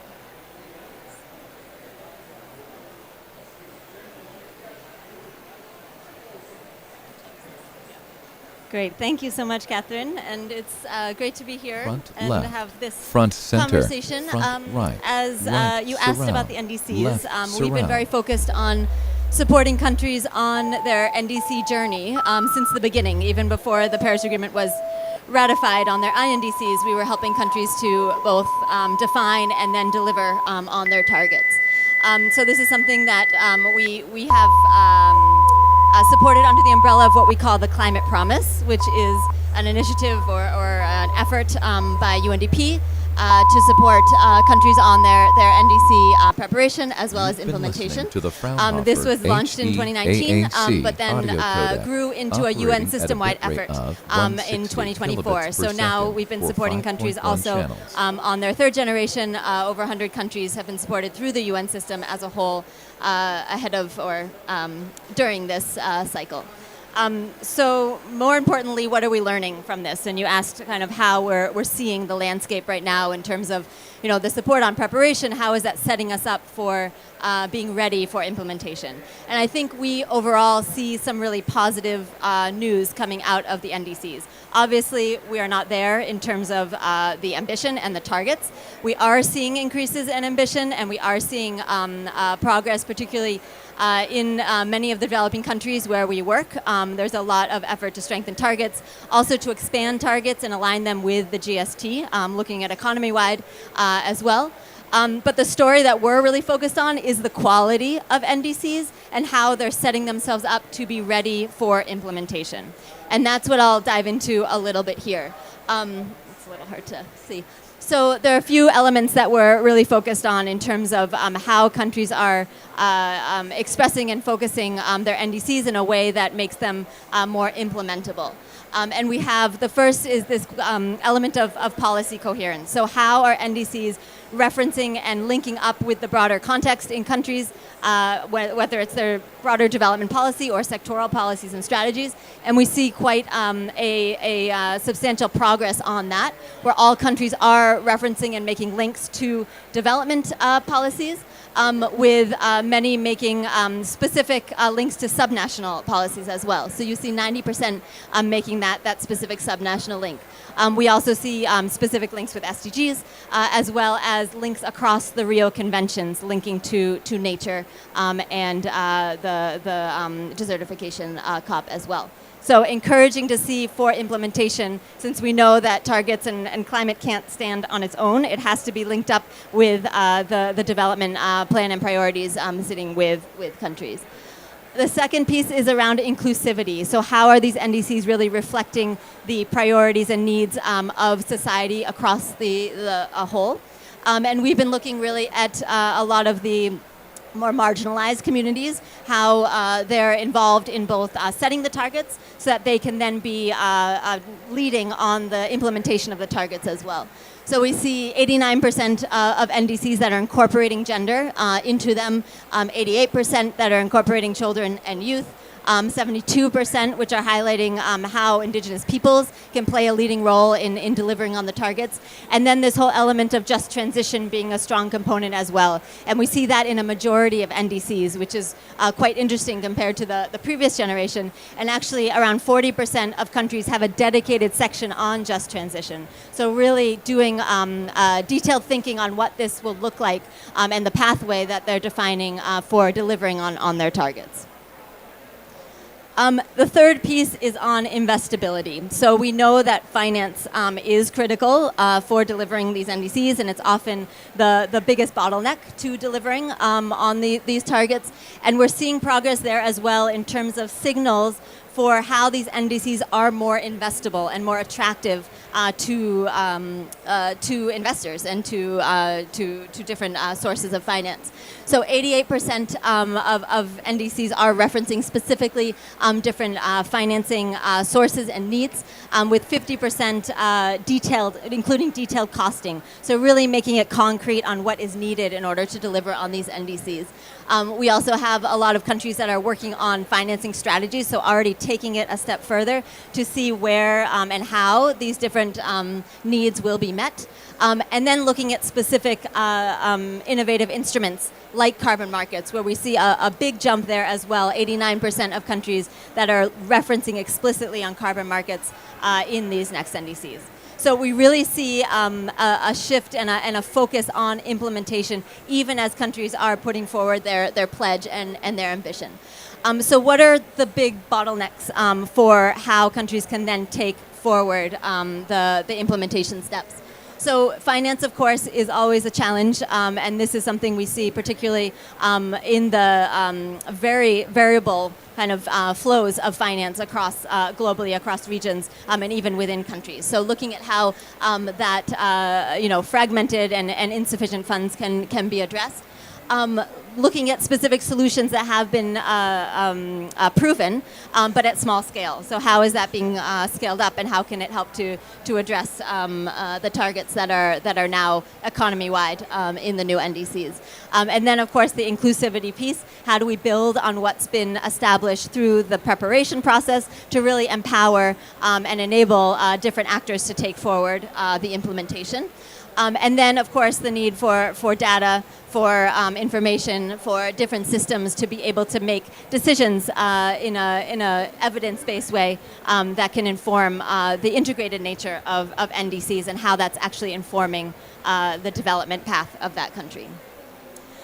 So moving forward, you asked how we're using this to take forward as the UNDP and as the UN system. And the Secretary General has committed the UN system to scale up support on this. So we're quite pleased that this effort and the importance of it is recognized and kind of mandated at that highest political level. And what we're working on now is a bit of a framework where we can bring the entire UN system together behind implementation. So many of these pieces respond to the bottlenecks that we see and the data that we have seen over time in terms of engaging with our country partners, and how we, over the different generations of NDCs, how that's evolved and where some of the needs are, where we can really double down to accelerate on the implementation. And we're really seeing these 4 areas as levers for acceleration. You have policy, where we're setting up the right policy environment, the coherence, as I mentioned, with different development and sectoral policies, building the capacity and the coordination within country to advance on those targets. On finance, really looking at not just defining the strategies, but taking forward different instruments that have been tested that can scale up finance, both on public side, but also on the private side. So what is the different enabling conditions and the readiness that countries need to attract private finance towards their NDCs, and working with countries to define and strengthen a lot of those elements. The third is looking at what's already working. So what solutions do we see that have proven, particularly in specific country contexts, that can be scaled up, and how do we look to double down on those in particular? And then continuing that engagement and bringing the different actors together who have come along the journey of the NDC and now can be enabled to really lead on a lot of the implementation piece. cutting across, of course, our principles of leave no one behind, and also leveraging a lot of the digital and AI infrastructure and tools that we have to accelerate a lot of these different elements. So we are, as I said, working within this framework to continue to support countries on this next step. We are at a different starting point than we were before. We have stronger NDCs. We have a lot of the foundations that have been established through these processes that can really give countries or allow and facilitate that next step towards implementation as we start to target some of these key areas. So maybe I'll stop there. Thanks so much, Jennifer. That was really helpful to give that high-level overview of what's needed for NDCs, and I think that is a really great segue to our next two presenters who will go a bit more in depth about the technical analysis and the financial pieces that you touched on. So Ashana, if I can turn to you, Jennifer in particular talked a bit about the lack of data that's needed to underpin NDCs, and coming from a university and academic perspective, I was wondering if you could tell us a bit how countries can best prioritize different technologies that create investment opportunities that really underpin NDC implementation. Thanks. Right. Well, thank you so much. So I'm excited to share a little bit of this model that we've been working on at Johns Hopkins University, which models the industrial base for clean technologies and identifies opportunities and weaknesses that countries have across different green technology supply chains. But to motivate us with why this is important, many countries have focused on leading green technologies like wind and solar, making risky plays, attempting to capture value added in these supply chains. However, these bets don't always pay off. Companies go out of business, and this leads us to need to understand which countries are competitive in different parts of the value chain, and how to identify opportunities for countries to make the most of their potential. So I'll first talk a little bit about the model and then walk through three key takeaways. First, focusing on variation and competition across green technologies, and then taking a closer look at what makes a country competitive across different sectors. So first, I'll just again reiterate that we need industrial policy to avoid overcrowding. Too much investment in one technology like wind or solar will leave gaps in other key technology supply chains. And also, we want to identify we need to identify how countries can play to their strengths. Okay, so first I'll talk a little bit about the model itself. So we developed a model that takes components across green supply chains to predict competitiveness in the final product of key technologies like solar, wind, batteries, and electrolyzers. There's a list of 10 that we've put together. And so from there, we're able to show, one, which countries are the most competitive in exporting different green technologies, and two, what features of a country's industrial base determine their competitiveness. So we're able to show different technologies require different capabilities, and also countries vary in the extent to which they have some capabilities but not others, revealing gaps where countries can use targeted industrial policy, mechanisms like public finance, to close the gap and gain ground in green technologies. So first, I'll start with showcasing variation in leaders across wind, solar, and batteries. So this is our measure of predicted competition in solar. Now, you might notice that at the top of the list are countries like Japan and China, but other emerging economies like Malaysia, Thailand, the Philippines, and Vietnam also make it into the top 10. Now, hold that list in your mind and then look at wind. It's a very different set of countries. Of course, again, we see Germany, China, and Denmark, these historical leaders in wind manufacturing exports, at the top of the list.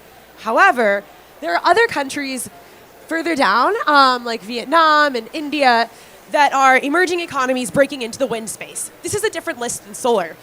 Not to spoil the punchline, but this is because wind and solar require very different capabilities, so of course different countries will lead in each sector.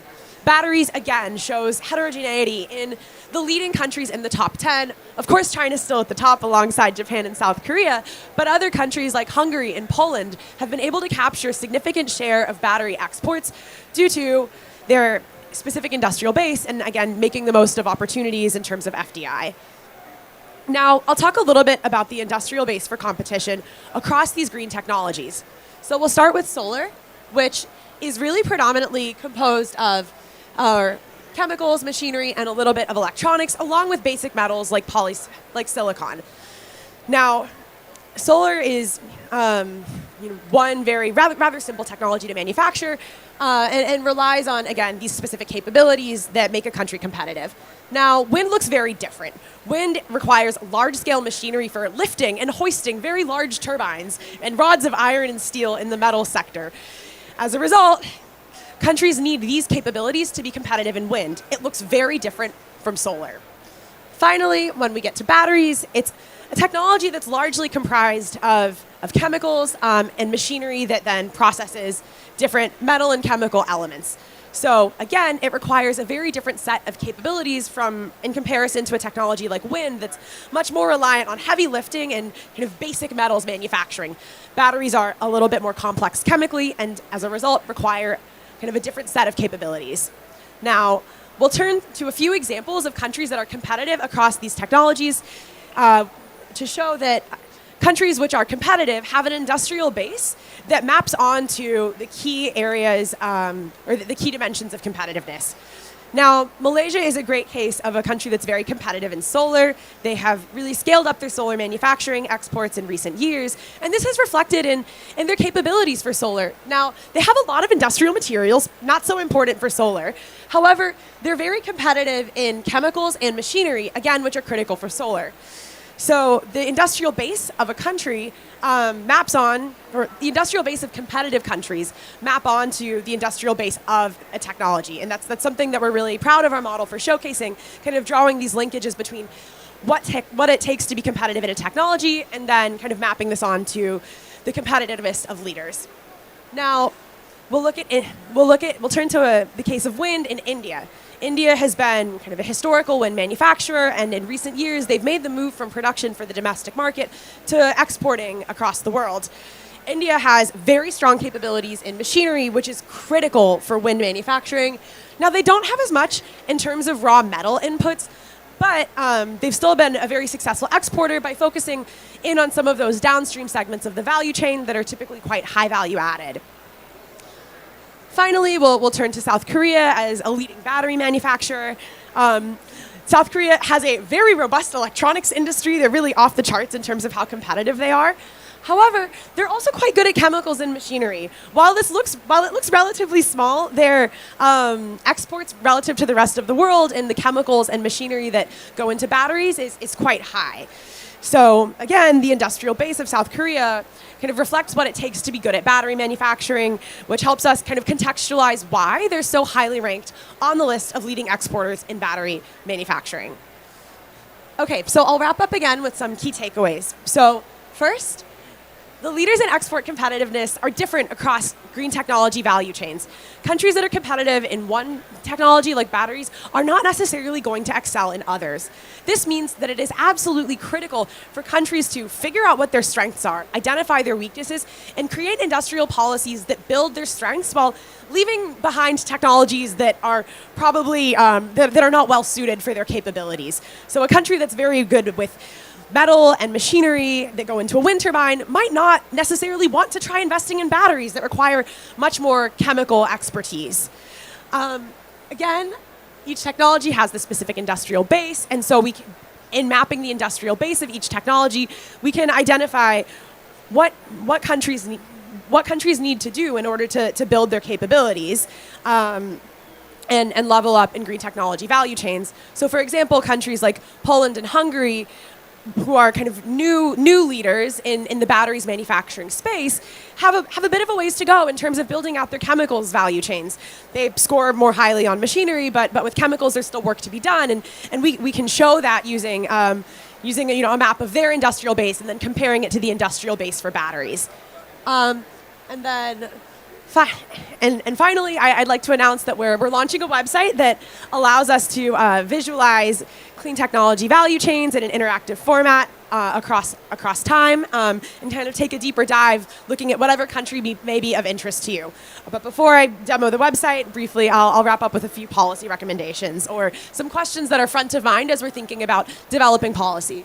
So First, we want to think about the priority areas for investment and which policies can improve competitiveness. So one example of this that I'll give is we include measures of tariffs in our model. So are you imposing tariffs, or have you been the recipient of a tariff? And in fact, that doesn't seem to do a whole lot for competition. Tariffs are not a very strong predictor of whether or not you're good at manufacturing solar panels, for example. It's really the industrial base that's doing the work.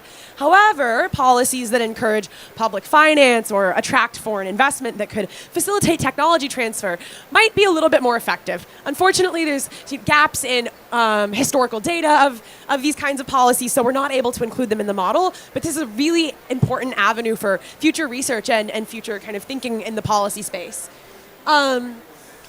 Another important consideration is the socioeconomic impacts of these policies. We want policies in sectors that create jobs for especially emerging economies, helping them address the goals of decarbonization, but also broader goals of development. Okay, so I'll wrap up with a sneak peek of the website. So we're calling it the Clean Industrial Capabilities Explorer, hosted through our lab's website at Johns Hopkins. And so here I've thrown up a screen capture of India's country dashboard page, which shows the rankings across a range of green technologies, from wind to biofuels to nuclear. And also, we're able to kind of showcase their industrial base across these technologies. So I believe this is the industrial base for wind. But you'd be able to look at your country's industrial base across any of these 10 technologies and look at where they rank compared to others. And also explore how this has changed over time. Because again, many of the countries that are leading today have only recently become key exporters, like, again, Hungary, Poland in batteries, Southeast Asian countries in solar, India in wind. So with that, I will wrap it up. Also, we have a newsletter with announcements from the labs, policy events that we're doing, and a webinar that will kind of launch our website. So go ahead and scan the QR code if you're interested in staying connected. Awesome. Thanks so much, Ashana, and congratulations on the launch of the new website. It's very exciting. So now we've heard again about some of the technologies and how to prioritize them. We've heard from Jennifer about the importance of investability of NDCs, of strategic planning for financial investment. And so that brings us to you, Kate, to tell us about really how countries can best attract some of that investment to underpin their NDCs, to underpin their bets in green technologies. Thanks. Thank you. So my name is Kate. I'm from the Climate Policy Lab based in Massachusetts in the United States. And I wanted to shift gears a little bit. We talked about NDC and we talked about technology and the competition side of things. But I want to shift gears to talk about the public sector financing, specifically government fundings. They're very much an enabler for these technology and innovations to take place. So at the Climate Policy Lab, we have this database called Global Public Energy, or DND Expenditures Database, Research, Development, and Demonstration, that track how governments are funding these energy research that drive innovations. So clean energy and technologies are really at the heart of these national determined contribution, how to reach them, and the decarbonization pathway and net zero goals. And we have seen that innovations has really drive down costs, specifically for renewable, and increase the scalability of these technology. We see that the cheaper Chinese manufacturer solar is really enabling places like Brazil here and South Africa to increase our solar energy production. And these technology not only has the potential to drive jobs, green jobs, economic development, but they can also create their own sector. It's not that long ago in early 2000 where solar and wind were still ramping up and was a new industry. Now they're creating their own segment in the market. So this is why we think that there's an urgent need to look at research and development and demonstration, and that is an indicator or a signal of the future market. So here are just two graphs that kind of showcase the driving down of cost. This is the levelized cost of energy for, we see that solar PV, concentrated solar, offshore and onshore wind are both reducing in cost. And all over the world, we see that the renewable energy capacity is rising in places like Central America and the Caribbean and Asia. So some of the measures to increase or to motivate clean energy innovations is what we're doing here to strengthen the collaborations among governments, industry, civil society, and academia. And also policies play a big role. We talked about wind just now, and the local wind turbine manufacturings in Denmark and in Germany have really taken off in part due to the very successful implementation of feed-in tariffs. And the grants and funding mechanisms are also huge enablers for these innovations to take place. We also see that there's international partnerships in technology and knowledge transfer.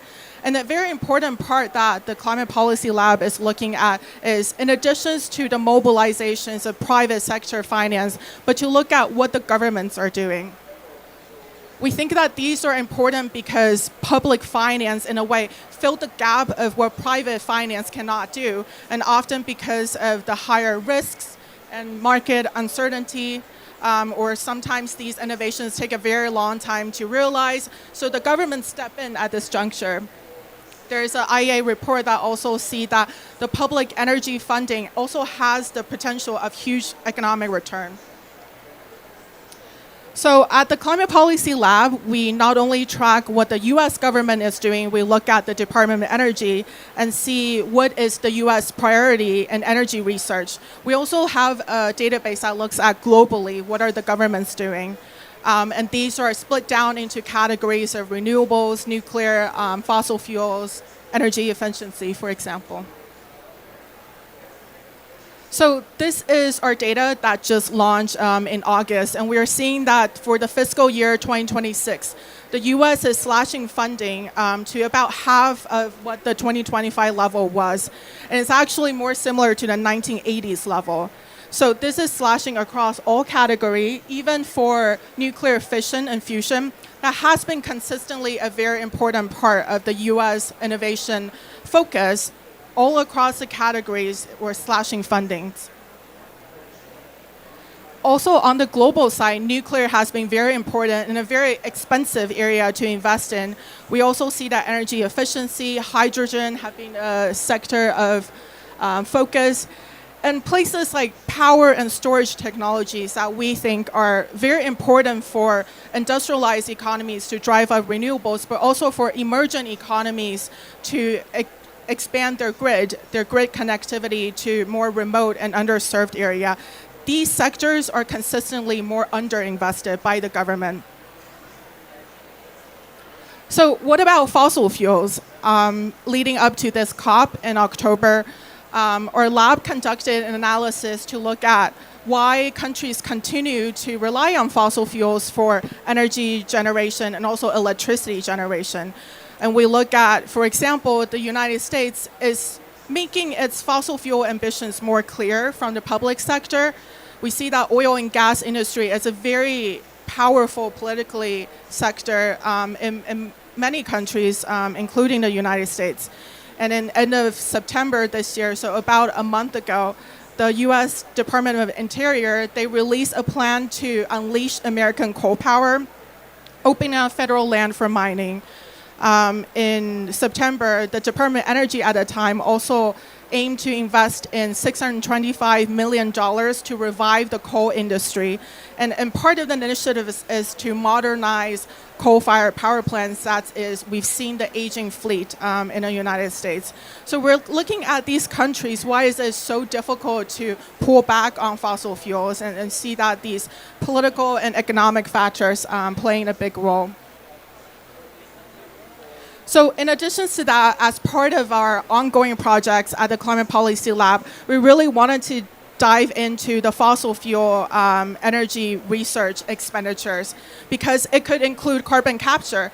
Carbon capture's research often is included in the category of fossil fuel research, but it could also be funding synthetic gas, coal gasification, coal co-firing with biomass, and it could also be funding towards the conventional or unconventional oil and gas production and more. So this is part of a project to really not only looking at the nominal amount, how much governments are spending for fossil fuel research, but looking at the specific programs, initiatives that they're funding. So to conclude, we still want to put emphasis on the power and storage technologies that will need financing and need time to ramp up. These are consistently the more underinvested areas. We also see that the US is slashing funding and the world is still investing towards fossil fuel energy research and development, and call for a better alignment with the NDC and our technology goal, and to incentivize more low carbon transition and more low carbon innovations. And I'll stop here. Thank you. All that was such great presentations, and I think tied in really nicely the overview of NDCs to the specific technology opportunities to the financing. So kind of a whole broad picture of what's needed to really underpin NDC implementation. We have some extra time, so I thought we could open it up to any questions from the audience. I have a couple questions. If not, but feel free to raise your hand if you have any questions. Maybe I'll kick us off with one and then, let you all think. My first one would be for you, Jennifer. We've heard a lot about, you mentioned the importance of data, some of the challenges, and we had two really great examples from universities of some of the data that's available and tools that you can use to deep dive into policies and technologies and finance. So just wondering how UNDP is approaching partnering with institutions like universities when you do some of your work, and where you see potential opportunities, where you see potential silos, and how maybe some thoughts on how to break down those partnerships. Thanks. Great question. So just to explain a bit kind of how we work and what I'd presented in terms of our engagement with countries, we, as part of the UN system, we have country offices that sit within all developing countries where we support, and so those are kind of our local interlocutors with the government in terms of helping to support and design and deliver on a lot of that work. So yes, as you mentioned, I mean, a lot of the needs we see around both defining NDCs in terms of setting those targets and doing the modeling and the analysis needed, but then also turning that into policies with a lot of those tools is critical, right? And so there is a lot of partnership, I would say, primarily in country, kind of with local, universities and institutions as much as possible, because that's where a lot of the localized data and information is, and that helps to contextualize and provide that support.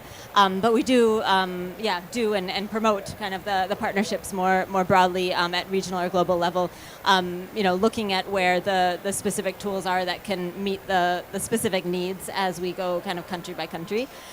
Because NDCs are nationally driven, country specific, it varies quite a bit in terms of what is needed. And so it's really about finding kind of where the best tools are for that specific need. I think you asked about kind of some of the challenges. I think sometimes, a need might be clear, but the identifying where the specific tools are that could address that need is not necessarily available, right? There's a lot of amazing work going on. We see it just here with the plethora of pavilions and events that are happening. But being able to get those tools and that information to where it's needed most, that connection is sometimes more difficult.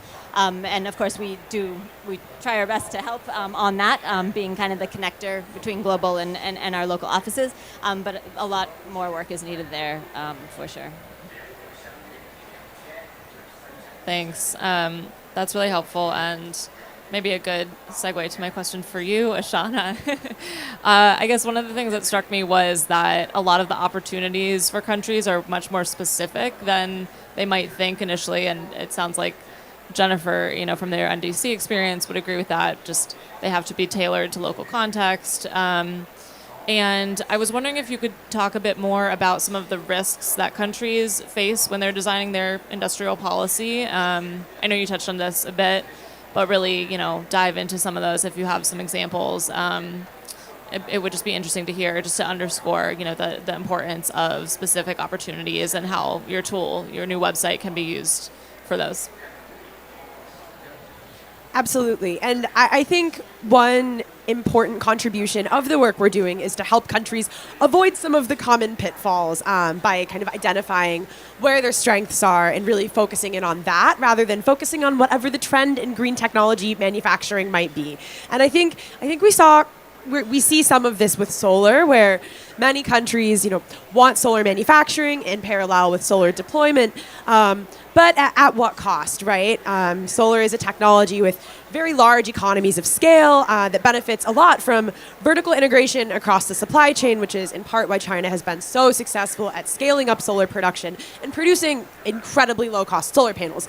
As a result, when other countries without such capabilities are attempting to invest in solar, again, lots of economies of scale, relatively simple to make. It's just it's a challenging bet, or it's a challenging competition due to the structure of the technology and the kinds of production processes that make a country competitive.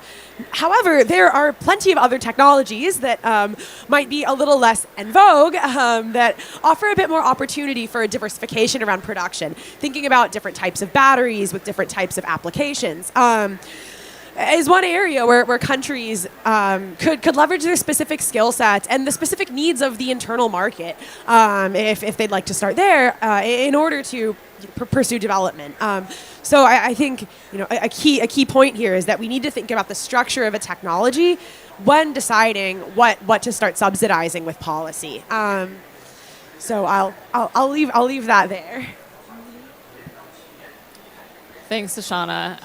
And again, a really nice segue to my question for you, Kate, which is, I was really struck by some of the charts that you showed with the lowering of cost of specific technologies. And, Ashana made a good point, which is you have to focus on different technologies to bring down those costs, to subsidize them in certain cases. So I just was wondering if you had any, in your research, if you come upon any technologies that are maybe ripe for that scaled up investment to drive down costs, and if you have thoughts on kind of the trend of public financing moving forward. Thanks. Yeah, thank you for that question. I think it's difficult to answer because the graph I was showing was a levelized cost of energy. So that's very country specific with the location. How much is the transmission line distributing this energy also makes a huge difference.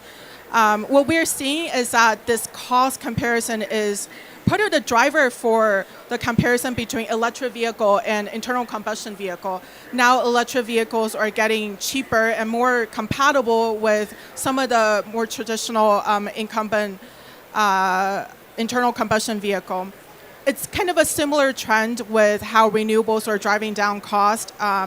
In terms of for electricity generation, I think solar and wind are still dominating in comparison to the more traditional fuel like coal and natural gas. So I think we still have a lot to see how the future plays out.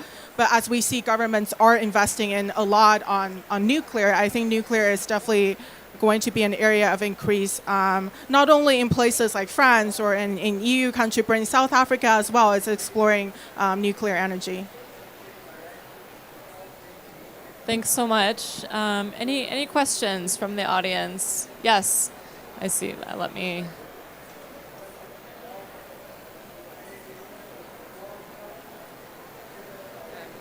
My name is Becky from Ghana. I want to find out whether there are any clear partnership agreements with West African countries to help them reduce dependence on fossil fuels.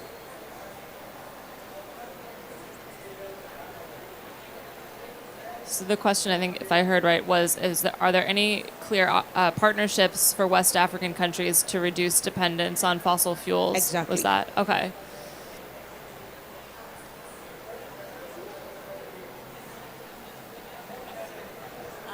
Yeah, I mean, I can't answer that specifically. I don't know of specific partnerships, but we do, work with many countries in the region, and we're seeing, that conversation and the need for kind of building up both the capacities on both sides in terms of, both the countries being able to speak and about what they need and where they can get it, and then with the partners in terms of defining exactly how they can respond to the government needs.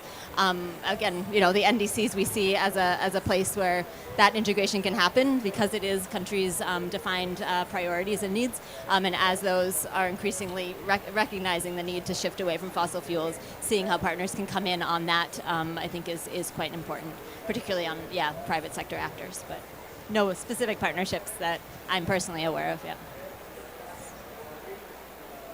Thanks. Any other questions? Hi. I have. Hi, my name is Christian. I'm from Brazil, and how you see the importance about free and open source technologies and open knowledge to elevate the knowledge of the population? How made these solutions?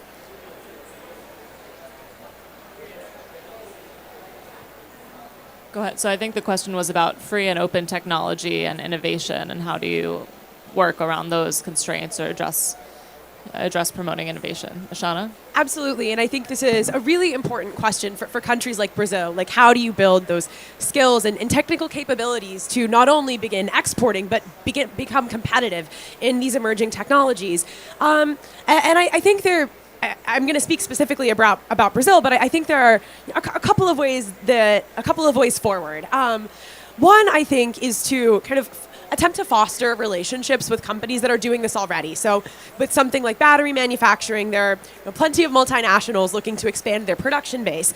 And so through crafting policies that encourage research and development being done locally, local content requirements, and targeted training programs to engage the local workforce, I think that's an opportunity that Brazil has, especially given its large domestic market size and the rise of solar in Brazil. Specifically, I think Brazil is pretty well positioned to negotiate for those kinds of benefits from foreign partners. Now, in addition to that, I think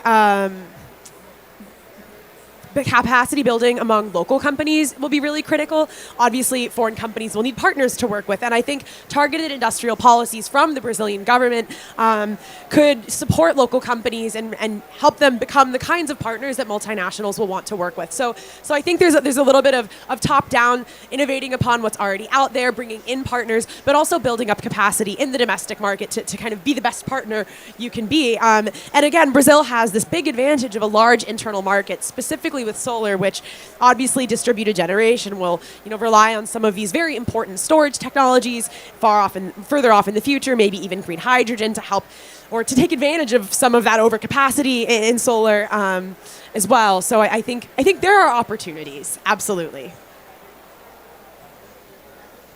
Thanks. If I don't see any other hands, I think we have Jennifer has a question.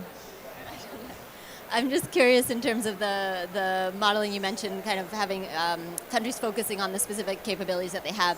If you've done any kind of mapping of the capabilities against countries' NDCs and whether their priority sectors and where their targets are oriented align at all with the capabilities that you're seeing in countries. That's a really interesting question. We have not. But I think it would be very interesting to look at, because some of these technologies will be much more relevant for some countries than others. So we look at heat pumps in the model, and that's going to be really important for countries with lots of emissions in the building sector, through cooling, that type of thing. Whereas, for other countries in less hot parts of the world, maybe it's not something that they need to be really focused on investing in.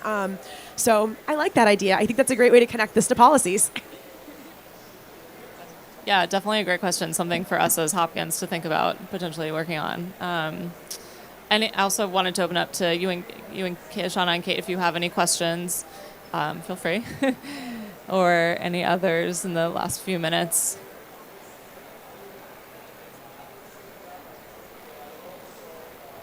Okay, well, if not, just wanted to say thank you so much for coming, and also a big thank you to the government of Turkey for hosting us. It's really great to be in your pavilion. It's beautiful. Thanks, everyone.